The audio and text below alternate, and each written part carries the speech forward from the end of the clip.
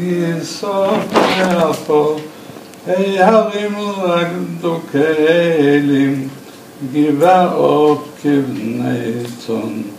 מלך הים כי תאנוס, הירדן תיסוף לאחור, הרים רגדו כאלים, גבעות כבני צאן.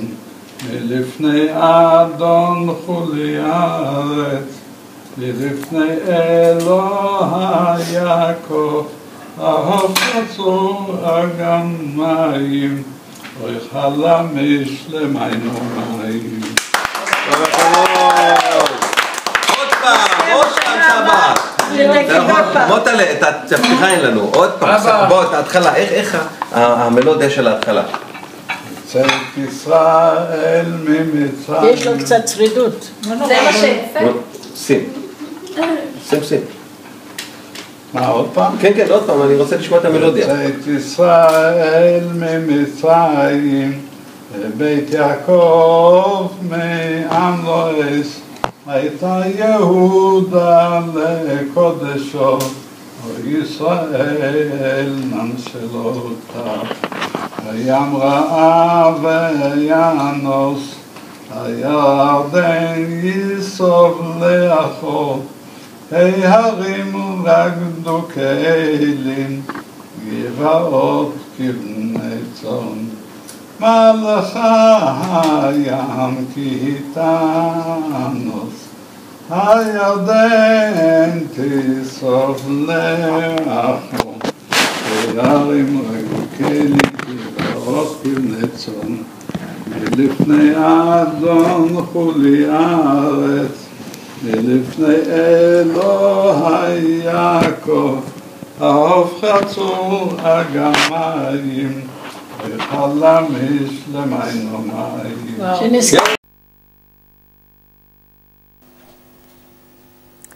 היום י"ח תמוז תש"ע, ה-30 ביוני 2010, אנו מראיינים מטעם יד ושם את מר משה ברקוביץ' לשעבר קנופף בביתו בראשון לציון. מר ברקוביץ' הוא יליד גרוג'יסקי, פולין. גרוג'יסקו, סליחה. פולין בשנת 1929, מראיינת מירב בן ארושני. בוקר טוב, משה. בוקר טוב לך. נפתח בסיפור המשפחה שלך. אתה יכול להציג את ההורים, את האחים? ההורים שלי,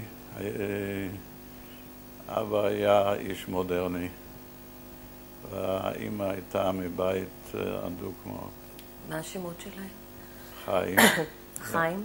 ומלכה. לבית, מלכה? מלכה לבית גוטליב, וחיים קנופ. קנופ היה השם הקודם? כן. והיה איזשהו אירוע שגרם להחלפת השם המשפחה, נכון? בשלב מאוחר מאוד. אנחנו נזכיר את זה בשלב שזה יהיה רלוונטי.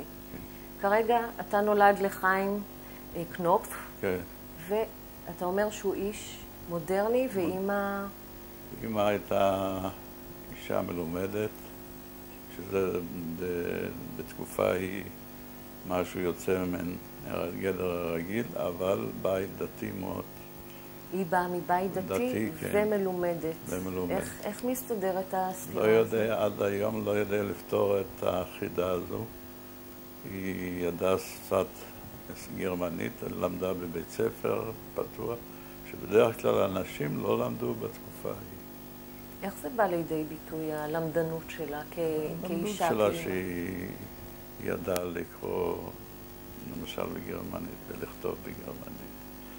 ובתקופת המלחמה, כשהגרמנים נכנסו לעיירה, איזה שבועיים היא הייתה מתורגמנית בין הצבא הגרמני. אנחנו נדבר על זה, כשזה יהיה שוב רלוונטי מבחינת הזמן.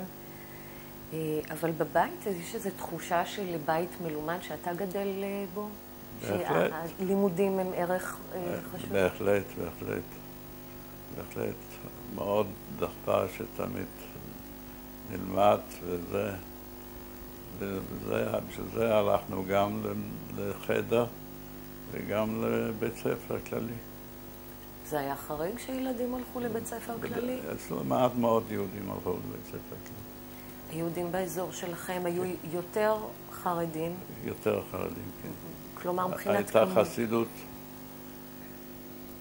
הייתה תנועה, היו חצרות? היה חצר אחת, שזה היה שייך לרבי אלימלך מליז'נסק, שזה דבר ידוע עד היום, שמבקרים שם, הקבר שלו נמצא 7 קילומטר מגרוג'יסקו. אז התושבים היהודים של גרוג'יסקו כולם נמנו על החסידות הזו? כן, חסידות ליז'נסק. והיו אנשים בולטים בעיר שלכם שקשורים לחסידות הזו? השושלת של הרבנים באזור ההוא היו משפחת הורוביץ. זה מה שאני זוכר בתור ילד. אתה למדת אצל אחד מהם? לא, אני למדתי בחדר. זה לא מגיע לדרגת רב כזו. לא, אבל אחד מבני המשפחה. לא. ובבית אתה מספר שאבא הוא אדם ליברלי. מאוד ליברלי. אז איך זה מסתדר? איך זה מסתדר? זה מסתדר יפה מאוד שהוא פשוט התנהג בהתאם. הוא ויתר. הוא התנהג כי הוא שמר על השבת, הלך לבית כנסת, אבל היה לא מגודל זקן. הוא שכר עם הגויים, העבודה שלו זו הייתה זו. שכר, הוא היה סוחר, אבא? בבקשה? הוא היה סוחר? כן. שכר במה? בבקר. רגע, תכף נרחיב על זה, אבל רגע, אנחנו מדברים על העניין של איך באמת, הרבה סתירות בתוך הבית. אז אני אומר לך, אז הוא היה וטרן גדול. הוא, למשל, הוא היה מוזמן אצל הגויים בכל מיני חתונות ודברים כאלה, הוא השתתף בזה. הוא לא אכל, הוא לא זה, אבל הוא השתתף, הוא נתן להם כבוד. הוא היה איש מאוד ליברלי. גם אמא נדרשה להיות ליברלית כן, אבל הוא לא הפר את החוקים של הבית. בבית הייתה עוד סבתא שהיא הייתה מאוד מאוד אדוקה. שגרה איתכם? כן. אמא של אמא? אמא של אמא. איך קראו לה? סבתא, אני לא זוכר. והיא בעצם הייתה האמא המלכה? המלכה למעשה, כן. שהיא זו היא הייתה גם כן מלומדת, אבל לא מלומדת. היא ידעה את כל הצנרנה בעל פה. היא כל הזמן הייתה ממלמלת את התפילות. צדיקה כזו. כן. אישה מאוד נקייה, תמיד דאגה שהציפורניים, וזה, אני זוכר את הדברים הפיקנטיים האלה. מאוד, מאוד נקייה כזו. נסיכה. נסיכה? אבל מאוד מאוד דתייה. זאת אומרת, היא בעצם הכתיבה את רוח הבית בהקשר הזה? בהחלט. גם בהקשרים נוספים? הייתה לה... לא, לא, לא, לא. רק בענייני הדת. ואימא כאישה מלומדת, אז היא לא קרץ לה העולם ה... לא, לא. ואיך סבתא קיבלה את אבא כאדם ליברל? עובדה שהם הסתדרו ונתנו, כיבד אותה מאוד. הוא פשוט היה וטרן. יהיה יהודי בביתך וקצת גוי באצלך. לא גוי, אבל הוא היה פשוט פתוח כי הוא לא אכל טרף, הוא לא נסע בשבת, אבל הוא היה קצוץ זקן, וזה לא היה מקובל בתקופה ההיא. בעיקר לא במקומות האלה. כן. ואיך אמא הלכה? עם כיסוי ראש לאמא היה? אמא הלכה עם כיסוי ראש, כן. אז זה היה ויתור מבחינתו שתלכו לחדר, או גם זה היה ויתור? אני לא חושב. תראי, זה היה מקובל בעיירה, אבל הוא ויתר, הוא לא למד בחדר. המשפחה שלו לא למדו בחדר. בוא נכיר קצת את המשפחה שלו באמת. המשפחה שלו הם היו 11 אחים. מאיפה? מניסקו. והיה להם איזה חוות של בריכות דגים. כלומר, זה לא משהו כל כך מקובל. לא היה גם מקובל אצל יהודים, בדרך כלל זה אצל גויים. נכון. אז הם היו מודרניים מאוד. כבר ההורים שלו, זאת אומרת, הסבא והסבתא שלך, אתה הכרת אותם אגב? ראיתי אותם, אבל אני לא זוכר מהם שזה היה מרחק של איזה 50 קילומטר מהעירה שלה. ובכל אופן לא זה זוכר, לא פגשתם? פגשתי פעם לא, אחת. אני מתכוונת באופן רציף לא, יותר. לא, לא. תשמעי, זה לא היה מכוניות. עגלות זה כברת דרך שעגלות עשו. עשו, כן. היה לנו דוד בלז'יינסק, מה שאני אומר שהחסידות, אז שם היינו מבקרים, זה היה 7 קילומטר מהעיירה שלנו. מבקרים את הדוד. כן, את הדוד, והדוד היה בא לבקר את אמו. זה כבר מהצד של אמא. כן. אז כל בני המשפחה של אבא גרו בניסקו? אני לא יודע מה קרה. מה? הם כולם גרו בניסקו? הם כולם גרו בניסקו, כן. והוא הגיע לגרוג'יסקו כשהוא ניסה לאמא? כן. זאת אומרת, שם הם הקימו בית, כן. כי המשפחה שלה מגיעה משם? כן. יש לך מושג איך הם נפגשו? זה שידוך בטח, לא? אני מתאר לי. כי שזה גם מעלה שאלה, כן. דווקא לשדך... כן, אבל אני לא, פשוט לא, אפילו לא, היום אני יודע מה שזה היה, אני זוכר את הבית, אבל איך, מה אמרו, וגם ילדים לא התעניינו אז לא דיברו על זה כל כך. כן, לא. אז אתה בעצם היית קשור, אני מבינה, למשפחה של אימא יותר. אני הייתי קשור עם המשפחה שלי. איך, מה היה, או יש עוד משהו על המשפחה של אבא, דודים שהיו משמעותיים בחיים שלך? לא, הם היו יפים, תמירים, יפים. וכולם היו ליברליים על פי דרכו של אבא? כן, כן. עסקו במקצועות חופשיים? או כולם עם הדגים? זה היה עסק משפחתי. החווה הזו של בריכות דגים זה היה עסק משפחתי. שהיא נמצאה בניסקו? כן, על יד ניסקו, בכפרים על יד. ומה הם עשו? הם מכרו דגה למאכל? הם גידלו דגים, כמו שמגדלים פה בארץ בריכות דגים. הם גידלו דגים, מכרו. אתה ראית את זה פעם? שם לא. אז המשפחה של אימא, ספר בבקשה. במשפחה של אימא היו סוחרי בדים. דוד אחד היה גר איתנו בגרוג'יסקו. בעיר. עשיר מאוד היה. מה היה שמו? גוטליב ויחזקאל גוטליב. יחזקאל גוטליב? כן. הוא היה עמיד? עמיד מאוד, ולא היה לו ילדים. הם היו נשואים ולא היה להם ילדים. אשתו הייתה מבלה חצי שנה בשנה בבתי הבראה, וזה אולי יוולד ילד. היה עשיר מאוד. מתוך העבודה הזו של הסחר בבדים? ואבא לא הצטרף לעבוד איתו? הוא היה בעל מקצוע וזה. בבקר. כן. מה זה אומר להיות סוחר בקר? זה לקנות פרות ולשחוט אותם. והיה לנו חנות במרכז העיר, שהם מוכרים את הבשר. זאת אומרת, הוא עושה מהסחר ועד המוצר הסופי. זה לא היה שמישהו היה מספק לה את הבהמות, וזה היה לבד, הולך, קונה, מביא. ואיפה נאסף הבקר הזה? היה לנו עורבה. ליד הבית? בחצר שלה, היה לנו חצר ענקית. איזה 4 דונם. שבתוכה גם הבית? שהיה לנו עורבה, כן. והחנות לא צמודה לבית? לא. החנות הייתה במרכז העיר, היה כיכר גדולה, ובתוך בכיכר הייתה. ששם בעיקר נעשתה השחיטה. השחיטה נעשתה בבית מטבחיים. שזה היה מחוץ לעיר. זה לא בבעלותכם? לא, זה מחוץ לעיר. אז לא אבא עסק בפועל?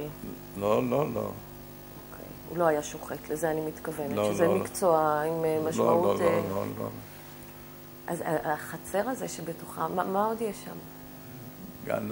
גן פירות, עצי פירות. סטן? משהו גדול. אני ביקרתי לפני כמה שנים, וראיתי את זה לחיים, ענק, ענק, גן ענק. שהבית הוא רק שלכם, של בני המשפחה? הבית רק שלנו, חצי הזכרנו ממנו. זה היה בית גדול שחצי הזכרנו, וחצי אנחנו. למי הזכרתם? ליהודי. התחלפו אנשים? לא, גרו שנים. שם אותה המשפחה. כבר הפכו כמעט למשפחה? משהו לא, יחסים כאלו? היו יחסים טובים, אבל לא. היה לנו דבר אחד משותף, תנור, אפייה.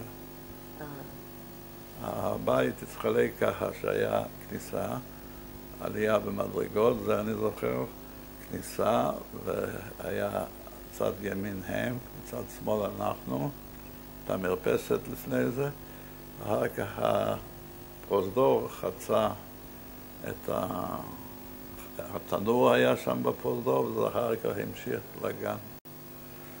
ושתי אנשים היו צריכות להתחלק בתנור? היו מתחלק. ביום חמישי ושישי עבדו בתנור במשותף. כן. עזרו אחת לשנייה? היו יחסים ככה של סיוע? כן, היו קורקטים. היו איזה ילדים להם שהייתם... כן, הרבה ילדים. אני לא זוכר אותה, אבל היה הרבה ילדים. שהיו חברים, שהיית מיודד איתם? כן. אז הבית הזה הוא בית שנחשב חריג בעיר הזו? לא, בית נורמלי, אבל גדול. עם כל השטח הזה, זה משהו שלהרבה יהודים היה? בבקשה, לא להרבה, אבל לרוב המשפחות היה. היו גם עניים שם. אז זה מעיד על מצב כלכלי... טוב. טוב, שאתה גר... לא עשירים, אבל טוב. בהשוואה לדוד לא עשירים, אבל מה המשמעות של להיות במצב כלכלי טוב בימים ההם? שיש לאכול וללבוש, זה מצב כלכלי טוב, שהרבה יהודים בעיירה לא היה להם. הרבה יהודים? כן. נגיד אם אנחנו מדברים על קהילה, רוב הקהילה היא אנשים נזקקים או מרביתם? לא נזקקים, אבל קשי יום. זה אנשים שיותר חסידים? כן, שלמדו. הרבה ילדים? הרבה ילדים, ושלמדו ולא עבדו. אנחנו תכף נשמע על האחים שלך שעוד לא דיברנו, אנחנו עדיין מכירים את המשפחה של אמא. אז יש את הדוד שהוא סוחר בדים. כן. ומי עוד? ויש דוד אחד בקרקוב. שמו, אם אתה זוכר שמות, בבקשה תציין. בבקשה, אני לא זוכר את השם הפרטי, לא זוכר. אבל היה לו קונדיטוריה בקרקוב, זה אני יודע. ואני אספר לך. אז סבתא שלי הייתה מאוד אדוקה. הוא היה שולח לסבתא תמיד חבילות. כן. אבל לפסח הוא היה גם שולח חבילה, ושם היה מצה, לא מצה אפויה ביד, אלא של מכונה, כמו שאנחנו אוכלים מצות. והיה שם תפוזים בפנים וכל זה, אז את החבילה הזו גנזו עד אחרי פסח, לא נגעו בכם. עם התפוזים. כן, ושם אצלו אני יודע שהיה להם 3 בנות, לא זוכר את השמות, זה אני יודע. זה כבר יותר רחוק משמעותית, כן. נכון? כן. אז לא הגעתם לשם. לא. יש עוד דודים מהצד של אמא? לא. בת יחידה? היא בת יחידה, כן. בין 2 בנים? בין 2 בנים. אז הם 3. אחד היה בלז'יינסק, אמרתי לה. כן.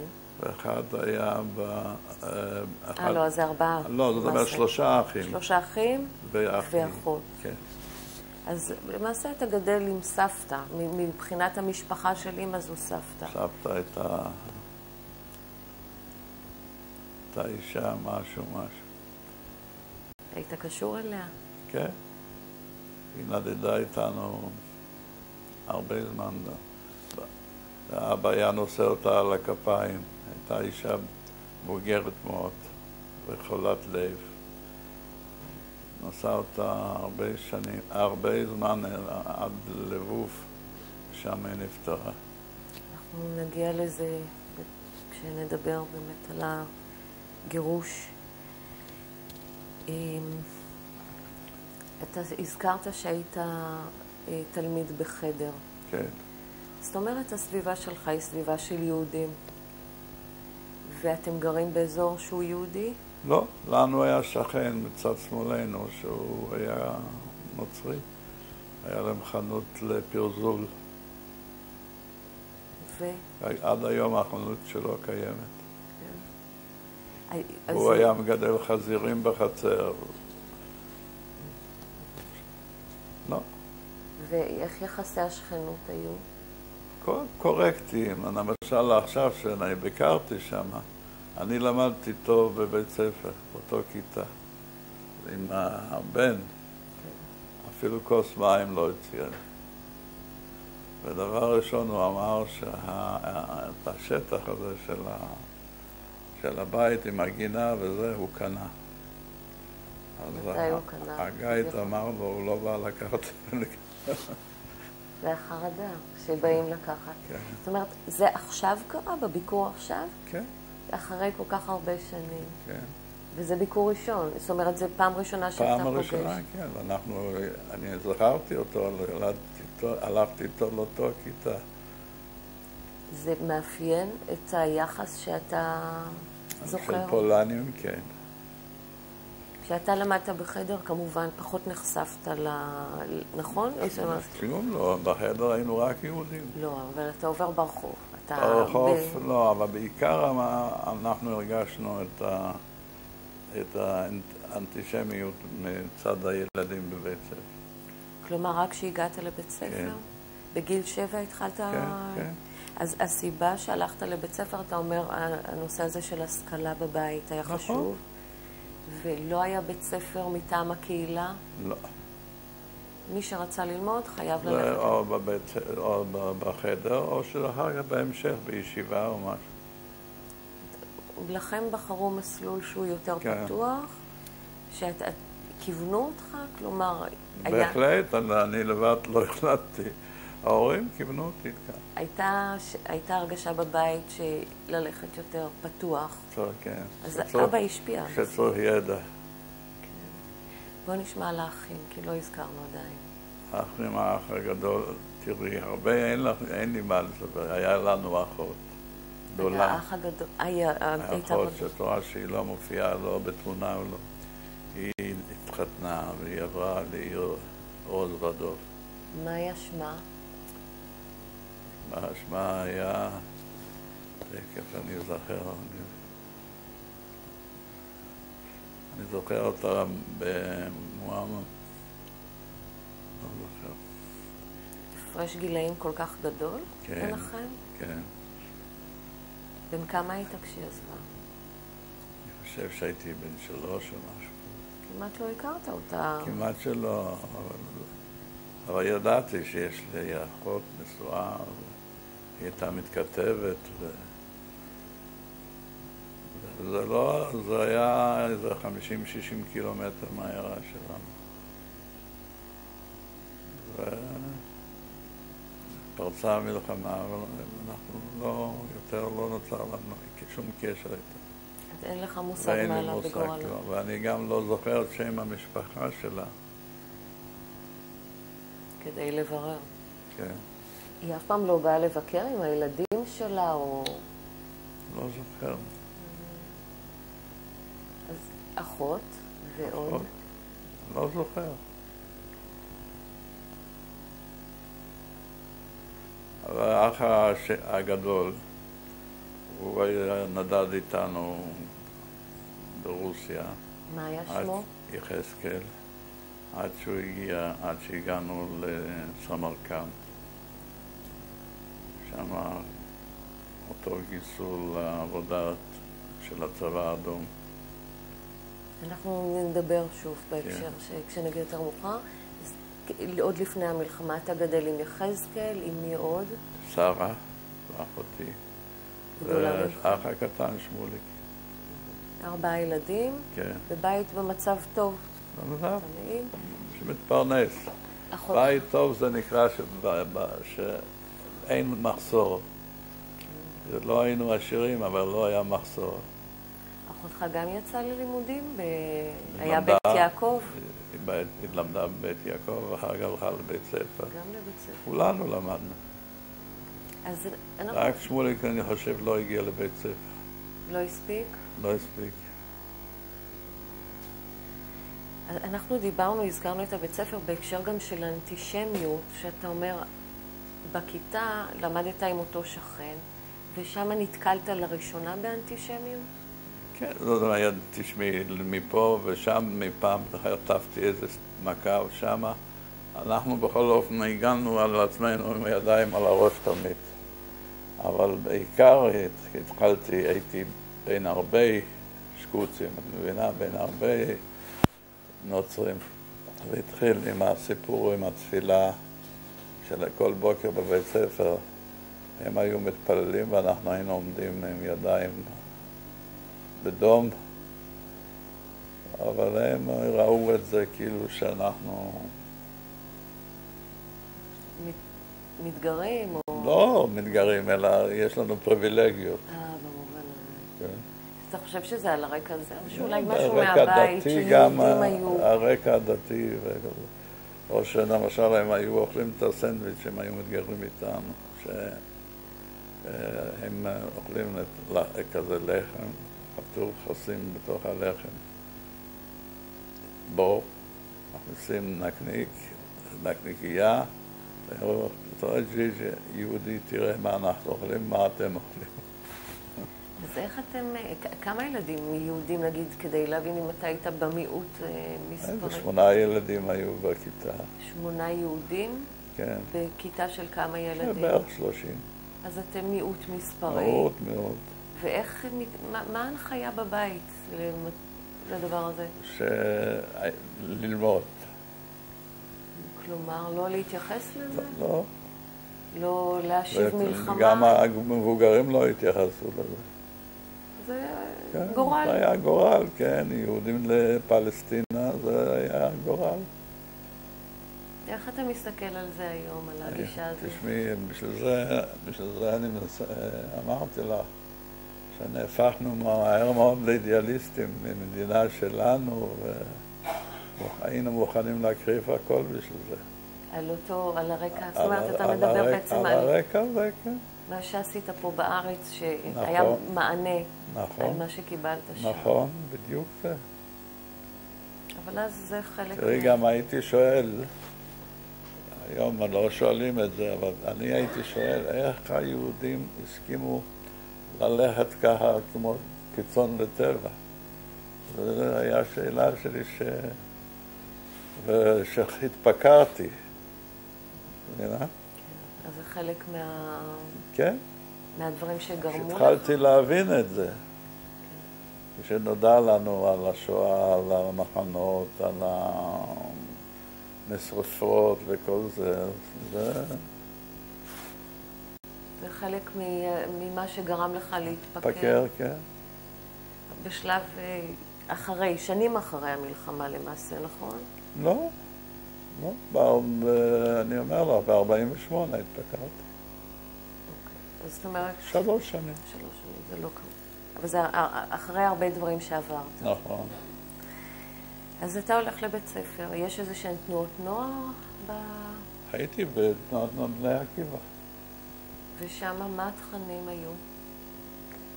סיפרתי לך אתמול. למצלמה. שם היה, את יודעת, חינכו אותנו לסוציאליזם, לעבודה, להגנה. בגיל 14 וחצי השביעו אותי להגנה, הייתי בגדנה, והיינו עושים אימונים כל חודש. רגע, אנחנו מדברים עכשיו על תנועת הנוער בכפר הנוער, לא, אני כרגע חוזרת אחורה לילדות שלך. כן. היו בעיר, בעיירה שלנו, בעיירה שלכם. לא היה דבר כזה. איזשהו זיקה לציונות? שום דבר, רדפו ציונים. רדפו ציונים. אז שם זה היה מאוד חזק הרדיפה של הציונים? כן. גם בבית אצלכם? בבית אצלנו, זאת אומרת, לא, אבל היו, למשל, לא התפללו באותו בית כנסת שהיהודים רגילים להתפללו. הם לא היו מופקרים. הם לא היו אנטי-דתיים, אבל היות שהם היו ציונים, ואת יודעת, וחיכו למשיח שיעלו לארץ, הם רצו להקדים את המשיח, אז רדפו אותם. רדפו, אתה אומר בעצם זה שהפרידו אותם מבית הכנסת. בית הכנסת, בכלל, בכל הקהילה הפרידו ביניהם. איך זה, אתה יכול באמת להמחיש את זה? לא השתתפו בחגיגות פורים או ממש. הייתה קהילה שרובה הייתה קהילה של חרדים, חסידים, כן. וכשהגיע מישהו ציוני שהוא בדרך כלל גם היה מתקדם יותר? היה מתקדם. שגם מבחינה דתית הוא היה יותר מסורתי נאמר? הוא היה מסורתי, ויכול להיות שהוא היה אפילו דתי, אבל הוא לא הלך עם זקן, הוא התגלח. הוא רכב על אופניים ורכב על סוסים, זה היה מין כזה כאילו התבוללות. ואז ממש מקצים אותו? לא מאפשרים לו להיכנס לבית הכנסת? נכון. אם היו ביניהם נזקקים, הם לא היו מקבלים סיוע למשל? לא זוכר. אתה זוכר משהו מהתנהלות של הקהילה? בקשר לנזקקים אני יכול לספר לך מהבית שלי. אבא שלי שהיה כל יום שישי שהיה יוצא מהבית כנסת, היה לוקח אורח הביתה.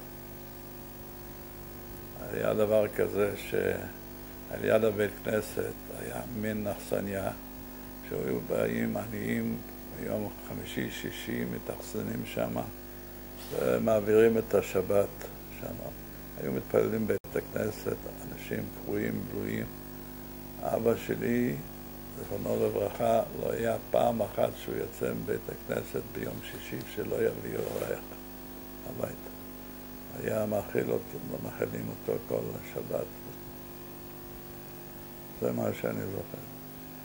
היו איזה שהם גמחים שאתה זוכר? גמחים, כן. זוכר שמות של הגמחים? גם אמא הייתה אומרת, לך ותיתן, קח את הסלסלה. כל הזמן. כן. אמא וסבתא היו נותנות כל הזמן. אמא הייתה בבית, אני כן. מניחה, ועסקה בבישול וניקיון הבית. תפיסה. בעצם לא היה שום ביטוי נוסף להשכלה. היא קראה ספרים? קראה ספרים. בגרמנית? בגרמנית, כן. אתם למדתם גרמנית? אנחנו. דיברתם בבית? יידיש. אך ורק? אך ורק. ופולנית בבית הספר? בבית ספר פולנית. אז אלו היו שתי השפות? לא, בבית לא דיברנו פולנית. אבא דיבר גרמנית? אבא לא. הוא היה פחות משכיל מאמא? בהחלט. לא היה איזה... על רקע ההשכלה לא היה איזה פער?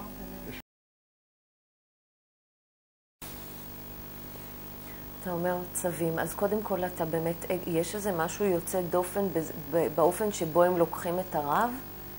אתה רואה שמובילים אותם כמו צאן, אז זה לא, ומתעללים בהם, בועטים בהם, עושים בהם כאילו שהיהודים ככה עם הידיים על הראש, וזה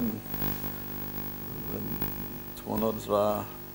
מישהו ושאל, מה התגובה שלך? כי אתה לא... מה אני יכול, אני ילד. לא תגובה מעשית, רגשית. אבל פחד. אם אתה זוכר.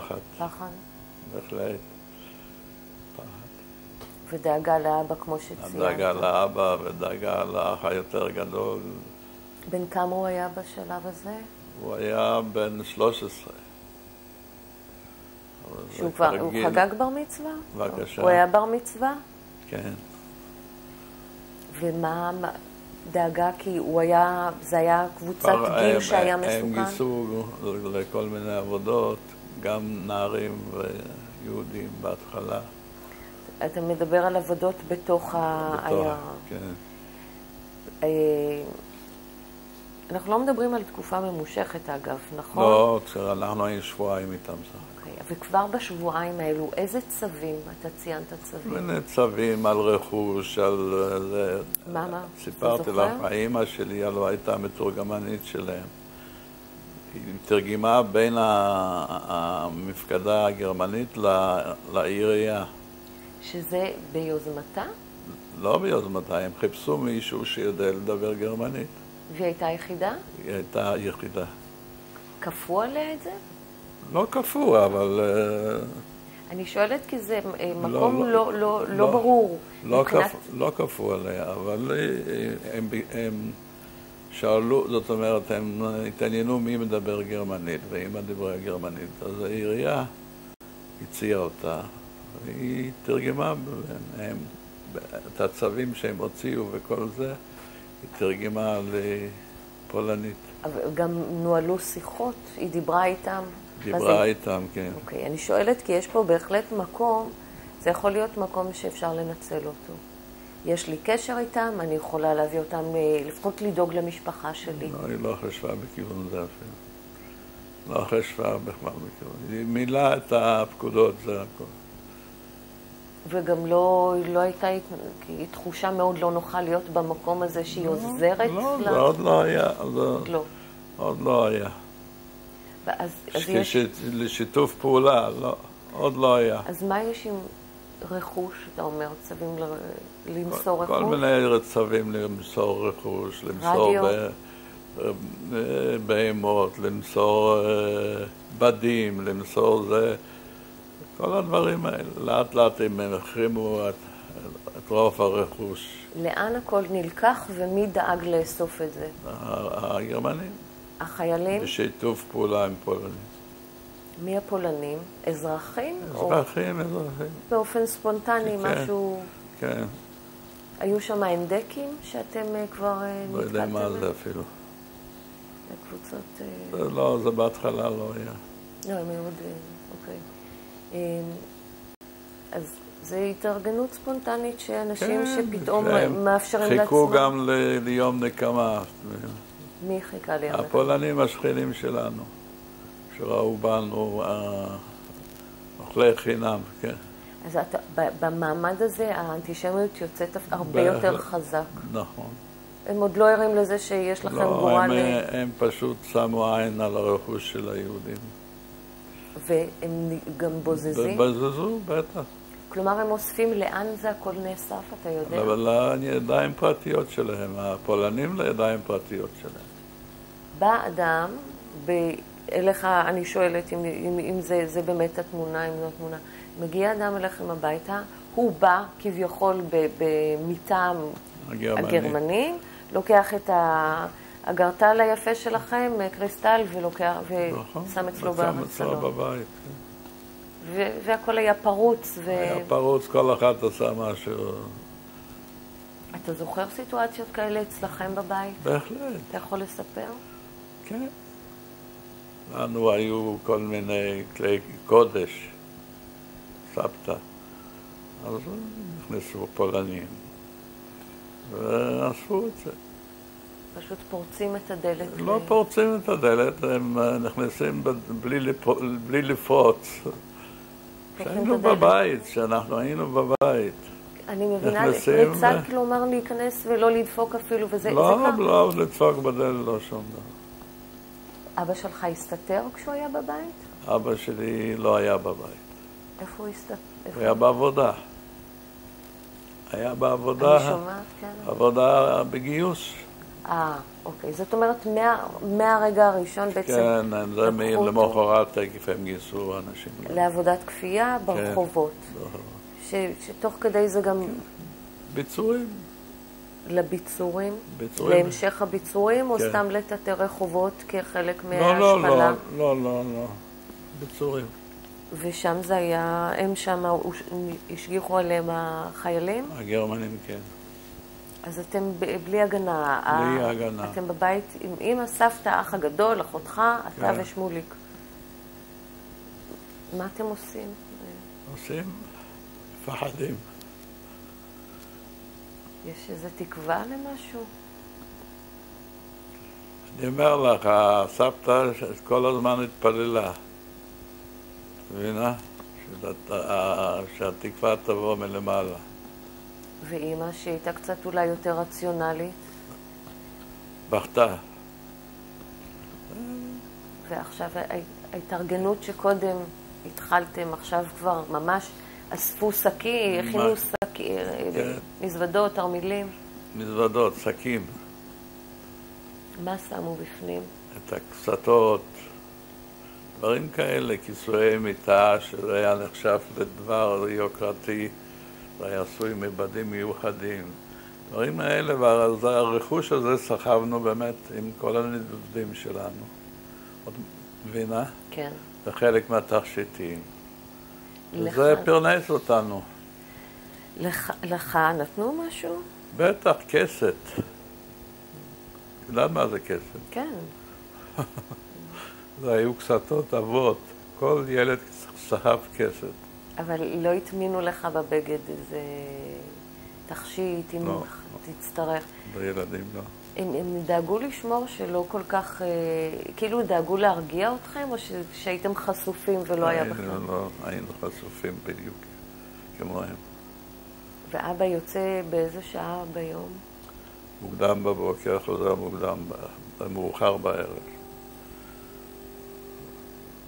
ואז קיבלנו צו שאנחנו צריכים תוך 24 שעות לעזוב את עוד רגע אנחנו נדבר על זה. אני רק רוצה לשאול אם יש איזו תחושה של שבר, שאבא נשבר או מנטלית.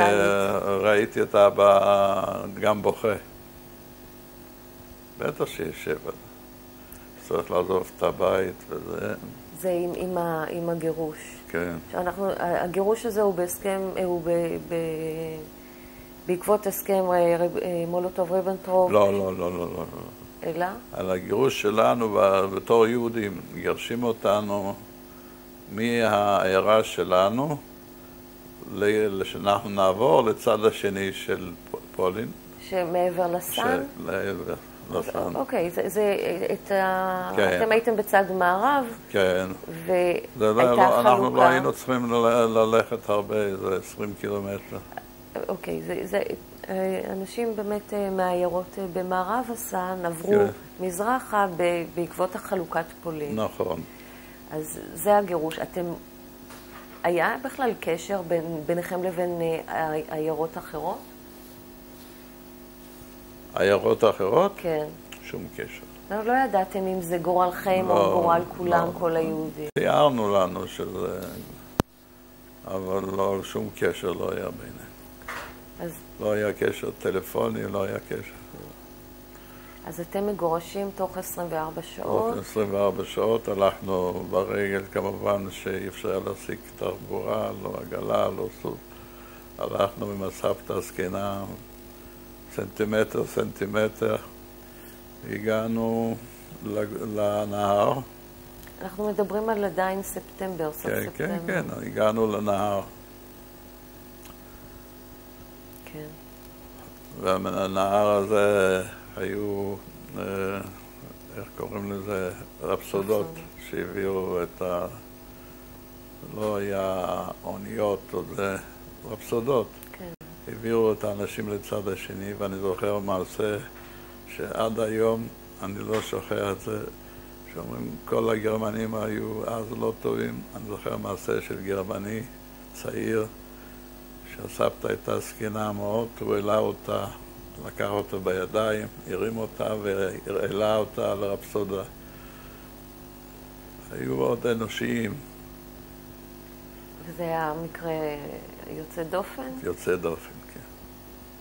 אחרי מה שנשמע אחר כך, זה בכלל היה... לא, אבל אפילו בזמן אמיתי זה היה שונה. כן. רובם היו גסי רוח, מה הם לא, הם פשוט צעקו. הם היו צועקים והכל, הפקודות כאלה.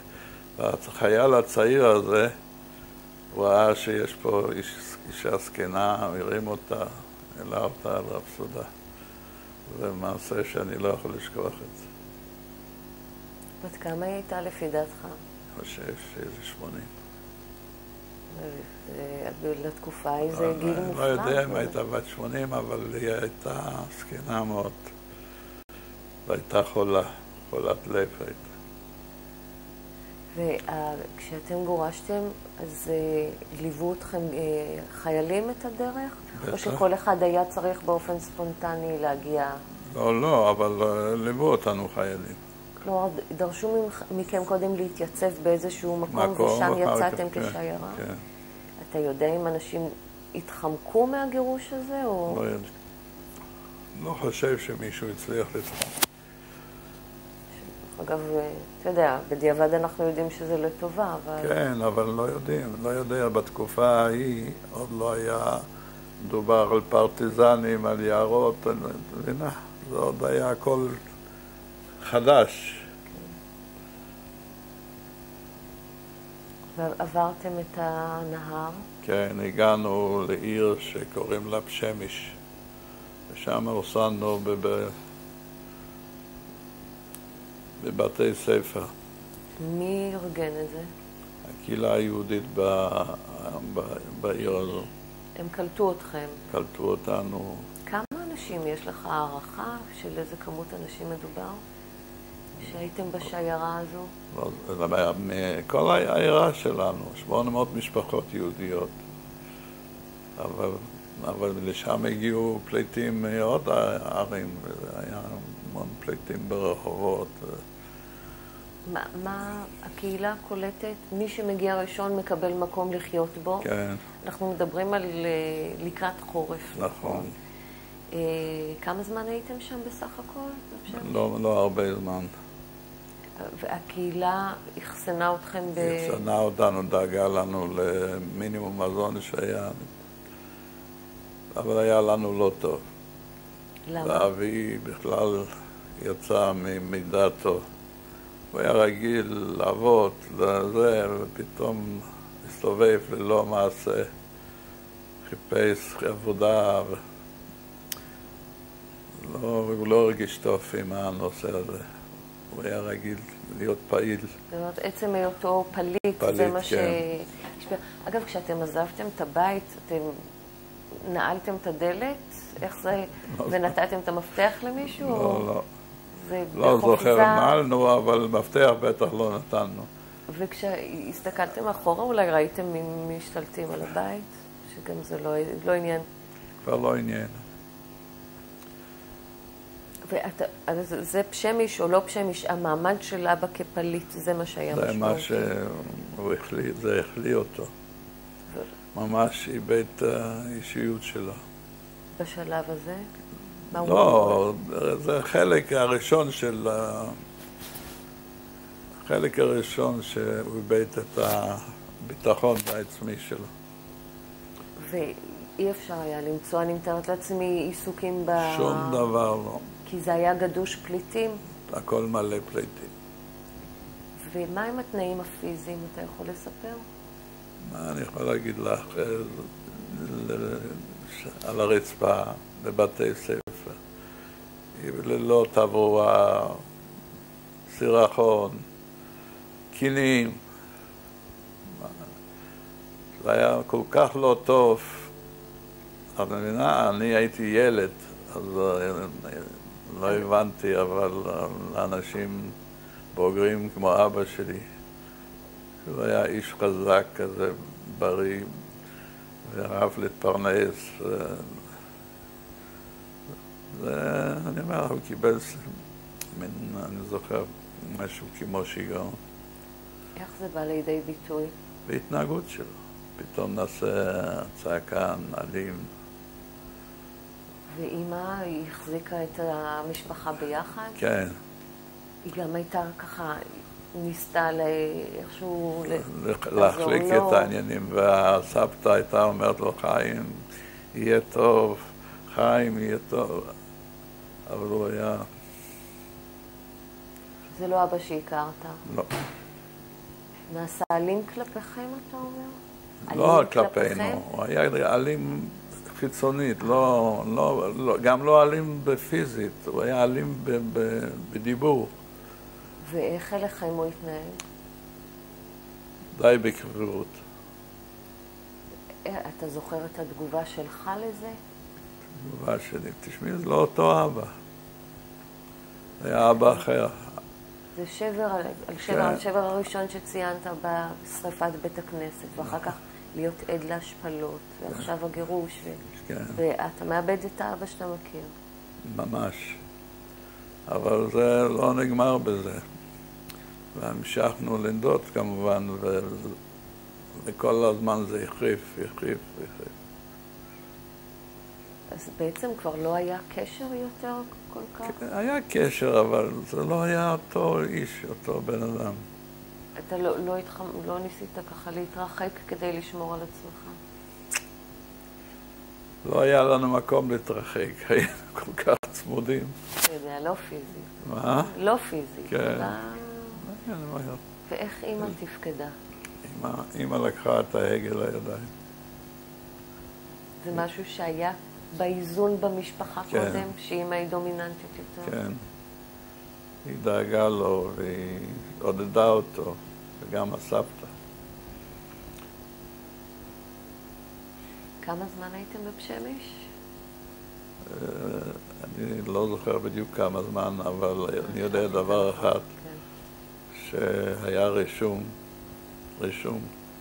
שמי שמעוניין לחזור להערות שלו, נרשם, ואבא שלי נרשם. לפי דעתי אנחנו מדברים עד יוני, זה יכול להיות משהו כמו הקיץ? כן, כן, ונרשם ושאנחנו רוצים לחזור לעיירה שלנו. אוקיי, עוד רגע בבקשה לפני כן. אז זו תקופה של בערך חצי שנה. כן. תנסה להמחיש, אם אתה יכול, תן לי יום, שגרת יום. כל היום אותו דבר, חוץ מהשינה, שהיינו הולכים לישון. היה חושך בכיתה שהיינו, ואחד על יד השני. המשפחה ביחד. המשפחה ביחד, אבל עוד המון משפחות נוספות. וכל ההנחות, וכל החולאים, וקינים, ולכלוך. מה אני יכול לתאר לה? היה איפה לא להתקלח? לא. המקומיים, לא ערכו אתכם? לא ערכו אותם. היה כל כך הרבה פליטים, הם לא יכולו לערב. הקהילה המקומית המשיכה להתקיים כקהילה?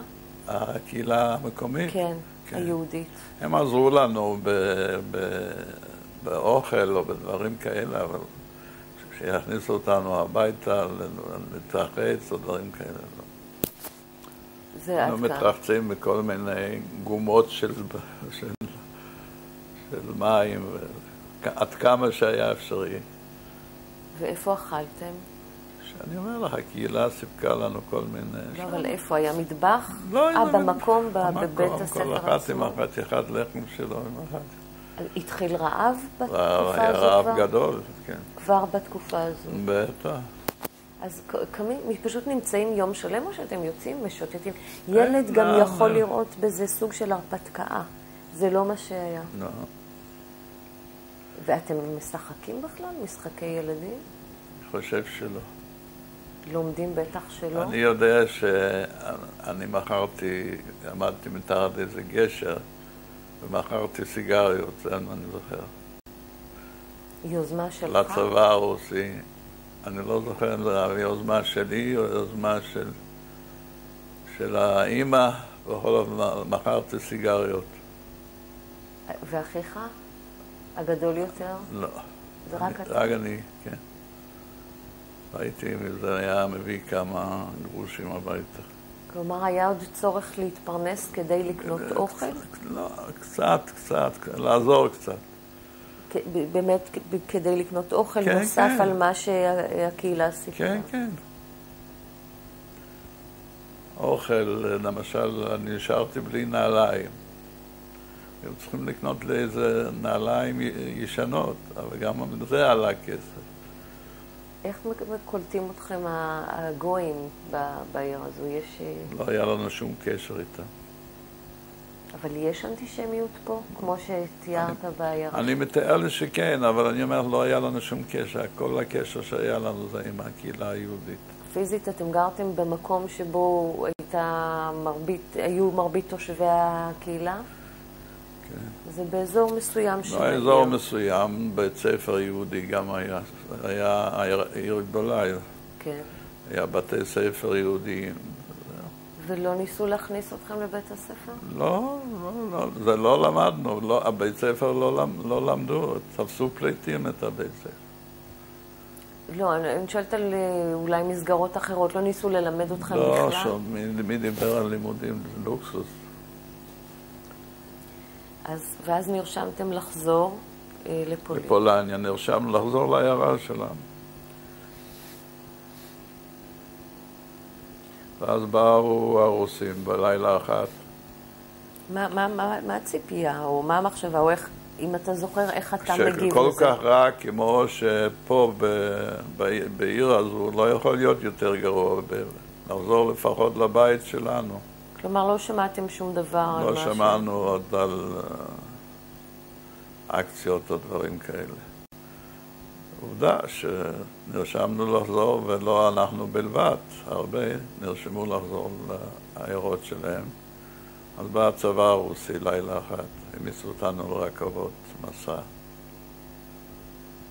ונסענו, לא ידענו לאן אנחנו נוסעים. בסוף זה היה לסיביר. כלומר, ההטעיה, גירשו אתכם במקום להחזיר הביתה. כן. הצילו אותנו. תאמיני לי שהצילו אותנו. היום,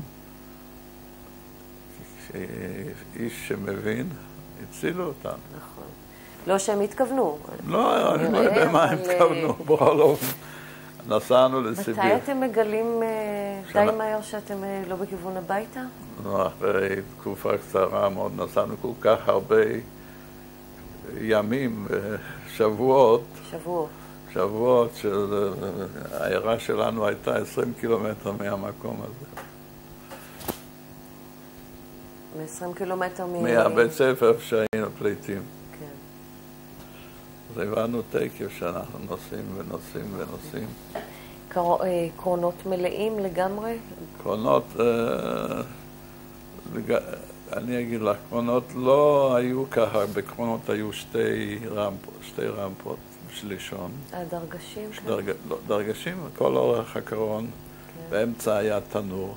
הם ככה הובילו גם את הצבא שלהם, ככה שזה לא מיוחד לצור בשבילנו. מבינה? כן. והדלתות היו פתוחות, זה לא היה כמו שהובילו את אלה למחנות. והיו מספקים לנו את המנת אוכל. והיינו מחממים מים חמים. בתנור שהיה. והיינו לפעמים כמה ימים עומדים בתחנת רכבת מסוימת. כשהיו המסילות מתפנות מהובלת צבא ותחמושת ונשק, אז אנחנו נסענו. ככה שבועות עד שהגענו לסיביר. אתה הזכרת קודם את אבא שלך. כן. ופה יש עוד הידרדרות במצב? לא, פה לא. פה לא. ובסיביר הוטב מצבו. כשהוא התחיל לעבוד, זה הוטב מצבו. השיא היה לאורך החצי שנה הזו שהייתם שם? כן. ובשלב מסוים, אחר כך זה שוב חזר. אתם זוכר כאילו מה המחשבה, או חיים שורדים, זו... כן, קיבלנו בית. אז זה כשהגעתם לסיביר, לאן לסיביר הגעתם? קיבלנו בית. אתה יודע איפה הייתם? כן, זה בלאלה. מה זה שם? זה היה מין מושבה. גולג? לא גולג. זה מושבה שבזמן שקם הקומוניזם הגלו את האנטי-קומוניסטים לשם, והם כבר שוחררו, הם גרו שם. כן. חלק שוחרר, והיה לנו גינה, וגידלנו ירקות. כל אחד קיבל בית? בית, כן. בית קטן עם תנור. כל משפחה? כל משפחה, כן. אז זה תנאים יחסית טובים. יחסים, כן, באופן יחסי, כן, פתאום. עד החורף. כי אתם לא הייתם... מאורגנים לחורף כזה קשה. עדיין נשמר איתכם כל הציוד? חלק כבר מכרנו. אבל עוד חלק נשאר. היו שומרים על הדברים האלה. בתור מה? בתור נכסים? נכסים. למכירה. לא מתוך ערך סנטימנטלי. לא. ובמהלך, זאת אומרת, חלק מהדברים נמכרו גם בפשמיש כבר? זאת אומרת, גם בפשמיש חליפין. נמכרו, כן. עשיתם עסקאות חליפין, או שמכרתם נמכרו. כסף? נמכרו, בשביל הכסף הזה קנו אוכל. הבנתי. ומה בעצם, אתם גרים בבית משלכם? כן. האנשים שגורשו איתכם, כולם הגיעו לאותו מקום? לא. אנחנו הגענו עם איזה 20 משפחות למקום אחד, שמתחנת הרכבת הביאו אותנו עם עגלות ושם היו גויים שהוגלו בתקופת הקומוניזם, הם היו גויים מאמינים, קתולים מאמינים, הם קיבלו אותנו בצורה יפה מאוד. לא יכולתם לבקש יותר טוב. נכון, פתאום התנהגו עלינו כאנשים. הם הכילו את הילדים, היה להם, כבר להם היה משק חי, חזירים ותרנגולות, והם פשוט עזרו לנו, הכילו אותנו. ההורים כמובן לא, שזה לא קשר. עוד פעם, הם האכילו אתכם? כן, למשל היה לנו שכן גוי, שהיא הייתה מבשלת וזה, הייתה מזמינה אותנו שיש צהריים, היינו אוכלים כולם עם כפות עץ מאותו קרה, אבל זה החזיק אותנו. זה נעשה על בסיס של גודוויל? זה גודוויל היה. לא, הם בתוך אמונה, הם היו פשוט, האמינו. וזה היה פער, זאת אומרת, מצבם היה יותר טוב בגלל אותם בעלי חיים שהם היו כבר ותיקים והיה להם את כל המשק החי הזה. וממה אתם בעצם אמורים להתפרנס? אנחנו, אבא עבד ביער, וגם יחזקאל עבדו בכריתת עצים. שזה לא כפייה. לא כפייה. בעצם אתם, כשגורשתם לשם, איבדתם כל מסגרת? לא הייתה שום מסגרת שקלטה אתכם באופן מרוכז, שטיפלה בכם? לא. לא קיבלתם פתקים, אם מותר לי לצאת מפה, אסור? לא, אסור לצאת מפה. אסור לצאת. אסור לצאת, וצריך ללכת לעבודה, ויש נורמה כמה שצריך לעשות, כמה עצים צריך לכרות, ומי שעושה יותר מקבל בונוס, וזה היה ככה, ואבא התלהב מזה, והיה עושה נורמות גדולות. החזיר אותו לחיים. לחיים, כן. ואתם קיבלתם תלושים עבור אוכל? היינו מקבלים, לא, היינו מקבלים כסף תמורת העבודה, והיה תלושים לקנות אוכל, בגלל שזה היה הכל בקיצוף. כן. אבל אתם, אז אבא עובד, סבתא, אתה הזכרת שהיא נפטרה בפשמיש, נכון? כן. אתה זוכר מה קורה, את הסיטואציה, איפה קוברים אותה, מי מטפל בזה? אני לא זוכר, אני יודע שקברו אותה, אבל היא נפטרה בלילה, בלי שום גניחה, שום דבר, נפטרה על הרצפה. קברו אותה בבית קברות יהודי, אני מתאר לי. לא הייתה הלוויה, אני לא זוכר הלוויה. זה מומנט משמעותי היה בשבילך? ברור, היה אבדה. בתקופה הזו גם בכלל, לאורך כל המסע אתם 4 אחים. כן. יש איזו תמיכה שאתם תומכים אחד בשני? בהחלט. זה מחזיק? זה שאתם... נישואים קתולים. אבל אתה זוכר יחסים טובים, חמים? נישואים יהודים הם נישואים קתולים. כן.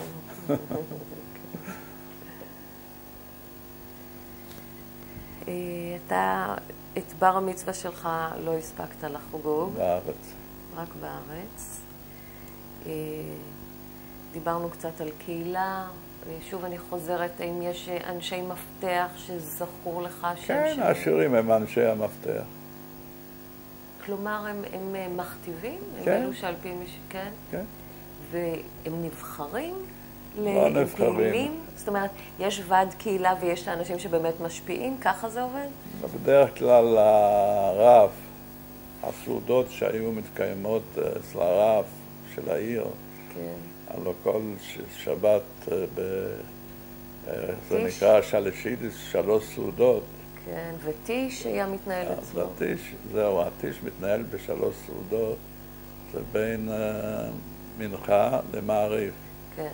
ושם היו קובעים את גורל הקהילה. הבנתי. כלומר, אין נבחרי ציבור, זה לא ככה. לא,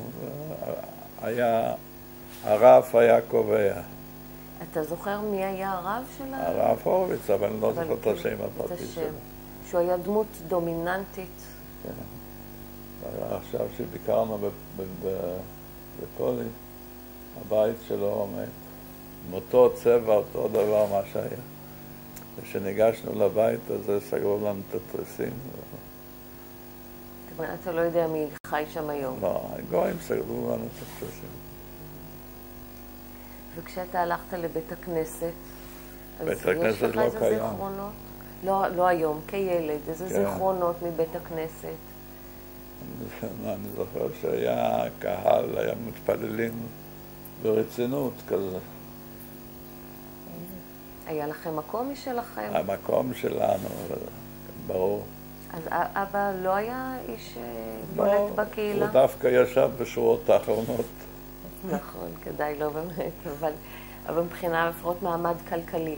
אבל זה סותר את רוח ה... כן. לא, זה לא בגלל שהוא פשוט התרחק מהחסידים האלה. ממש הוא ראית שהוא מתרחק מהם. הייתה לו התנגדות? התנגדות, כן. היה מודרני, איש מודרני יותר. זה נושאים שעלו לשיחה בבית? לא. בבית היה שלווה. הכל היה טוב. לא היה ויכוחים ולא, עד כמה שאני זוכר. תמיד בנועם, בשקט. הוא עסק הרי במסחר של בקר, אבל הוא היה רוב הזמן בבית, כי... הוא היה, לא רוב הזמן, הוא היה יוצא לפעמים לימים, ולא חוזר גם הביתה. איזה מרחקים הוא, לפי דעתך, גם מה? הוא היה נוסע עם עגלה. הייתה לכם גם עגלה? כן. שגם לא לכל אחד, נכון? בטח. מה בטח? בטח לכל אחד או בטח לא? לא, שלנו הייתה עגלה. לפי דעתך, כן. כיוונו את הילדים, מה בעצם תכננו לכם, לפי דעתך? לא יודע, אני חושב להיות סוחרים. כן? אני חושב, אני לא... זה בדרך כלל לעבר כאילו בירושה. אני יודע שהאח הגדול כבר התעניין בנושא. לדוגמה, 11 האחים האלה, כולם עסקו באותו דבר. זה עסק משפחתי. עכשיו, בסוף שנות ה-30, בפולין, כל מיני גזרות כלכליות. אז אני סיפרתי אתמול שאיזה 3 שנים לפני שעזבנו את פולין, יצא חוק פריסטר, ששחיטה יהודית אסורה. ואז ירדנו מהנכסים, זאת אומרת, המצב הכלכלי היה רע, החנות נסגרה. נסגרה באופן מוחלט? כן, אסור היה למכור בשר כשר. אז הייתה איזושהי מחשבה להסב את נגיד למכור לגויים, או שזה בכלל לא עלה לכם? לא, אבל עשו את השחיטה בשחור, בכל מיני מרתפים, בכל מיני זה, והיו מביאים את הבשר הביתה לאנשים. אבל באופן רסמי אסור היה לסחור בזה. כן. אז הייתה סכנה אמיתית שהוא יתפס כן, הוא נתפס גם. הוא נתפס וישב בבית סוהר לכמה שבועות. בן כמה היית כשזה קרה? אני חושב שהייתי בן 5, משהו כזה. ישב בבית סוהר, אמנם לא בית סוהר גדול, אבל של העיירה, בבית סוהר של העיירה. הוא נתפס. מי היה המפקח על זה? המועצה הנוצרית, זאת אומרת. זאת אומרת, היה איזשהו... הייתה מועצה, הייתה של העירייה. אבל היה ממש רצון לתפוס אותו? מי שמפקח על זה, זה היה משטרה ווטרינריה, היה גם הבשר שהיו שוחטים כשר, היו שמים חותמת שזה בריא, זאת אומרת, זה נשחט בבית מטבחיים, אז זה עבר תהליך שהפרה הבריאה, שלא מוכרים פגר או משהו כזה.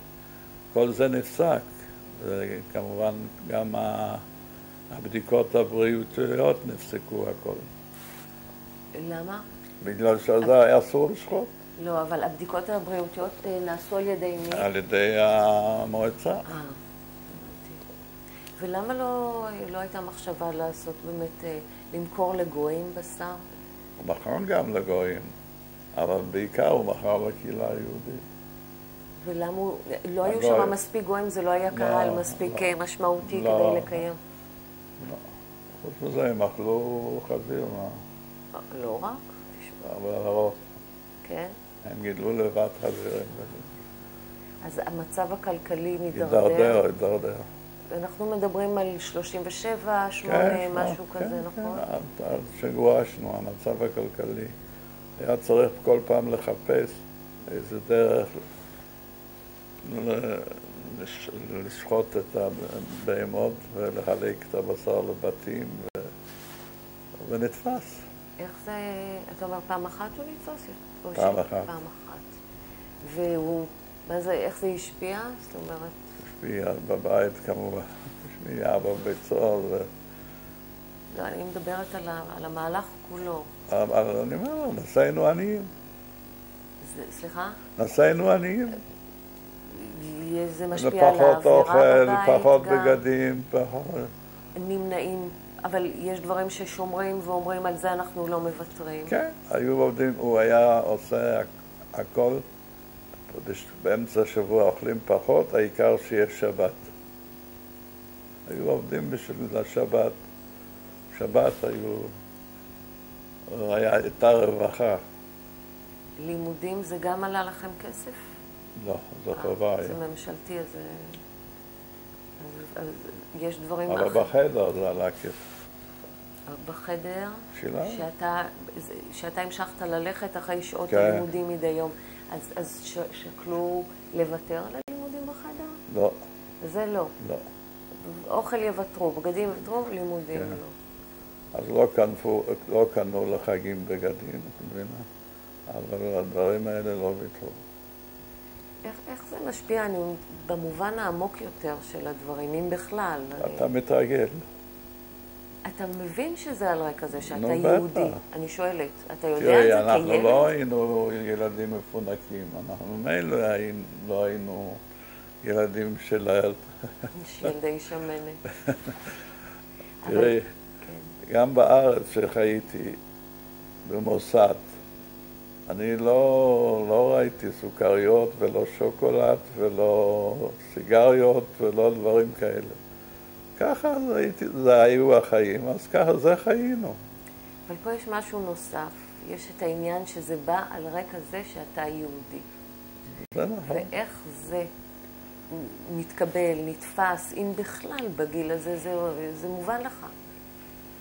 זה מן השמיים. ככה חינכו אותנו, שהכל מן השמיים. לא, במציאות אתה רצון אלוהים, כן.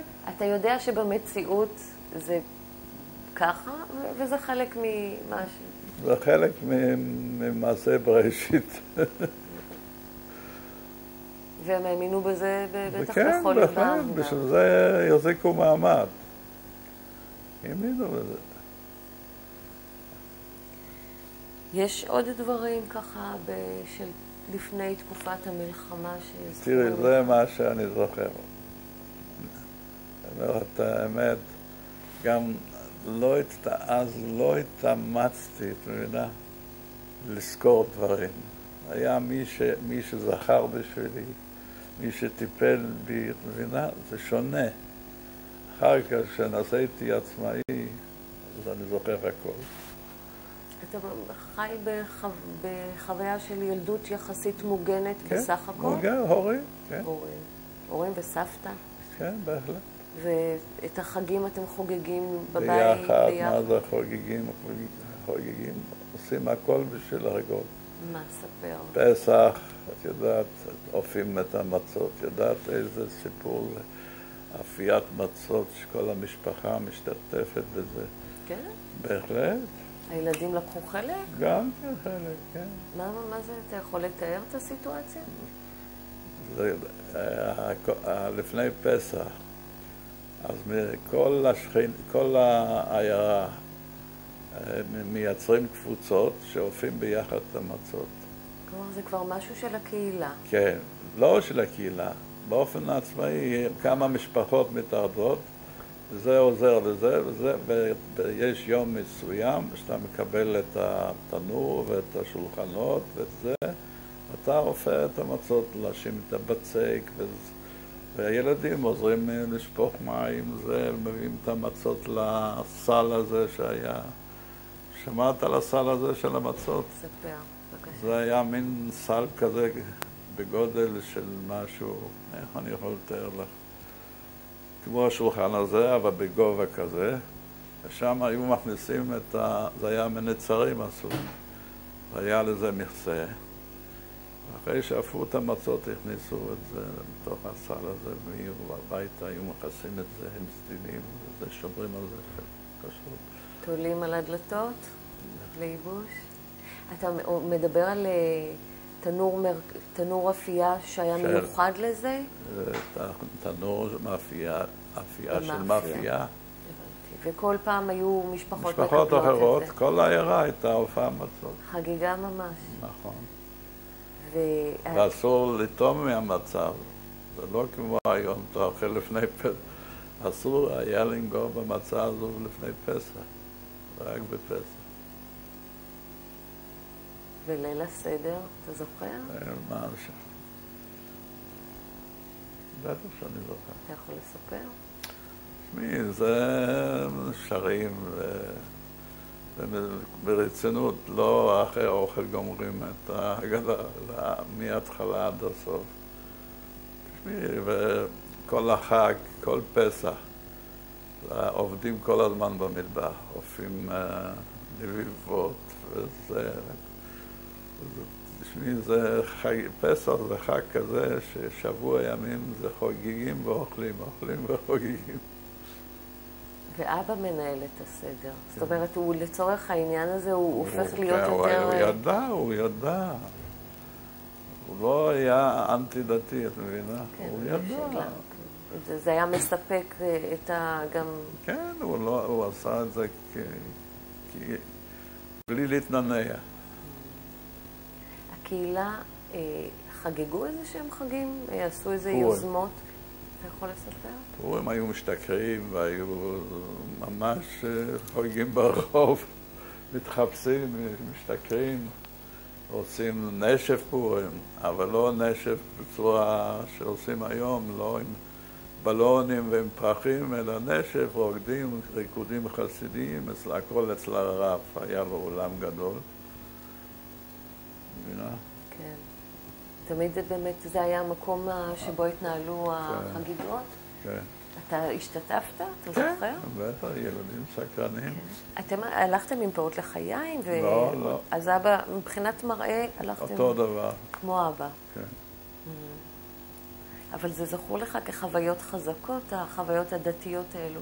תשמע, אני אומר לך, מה שאני זוכר זה את פורים, ואני זוכר את יום כיפור תמיד.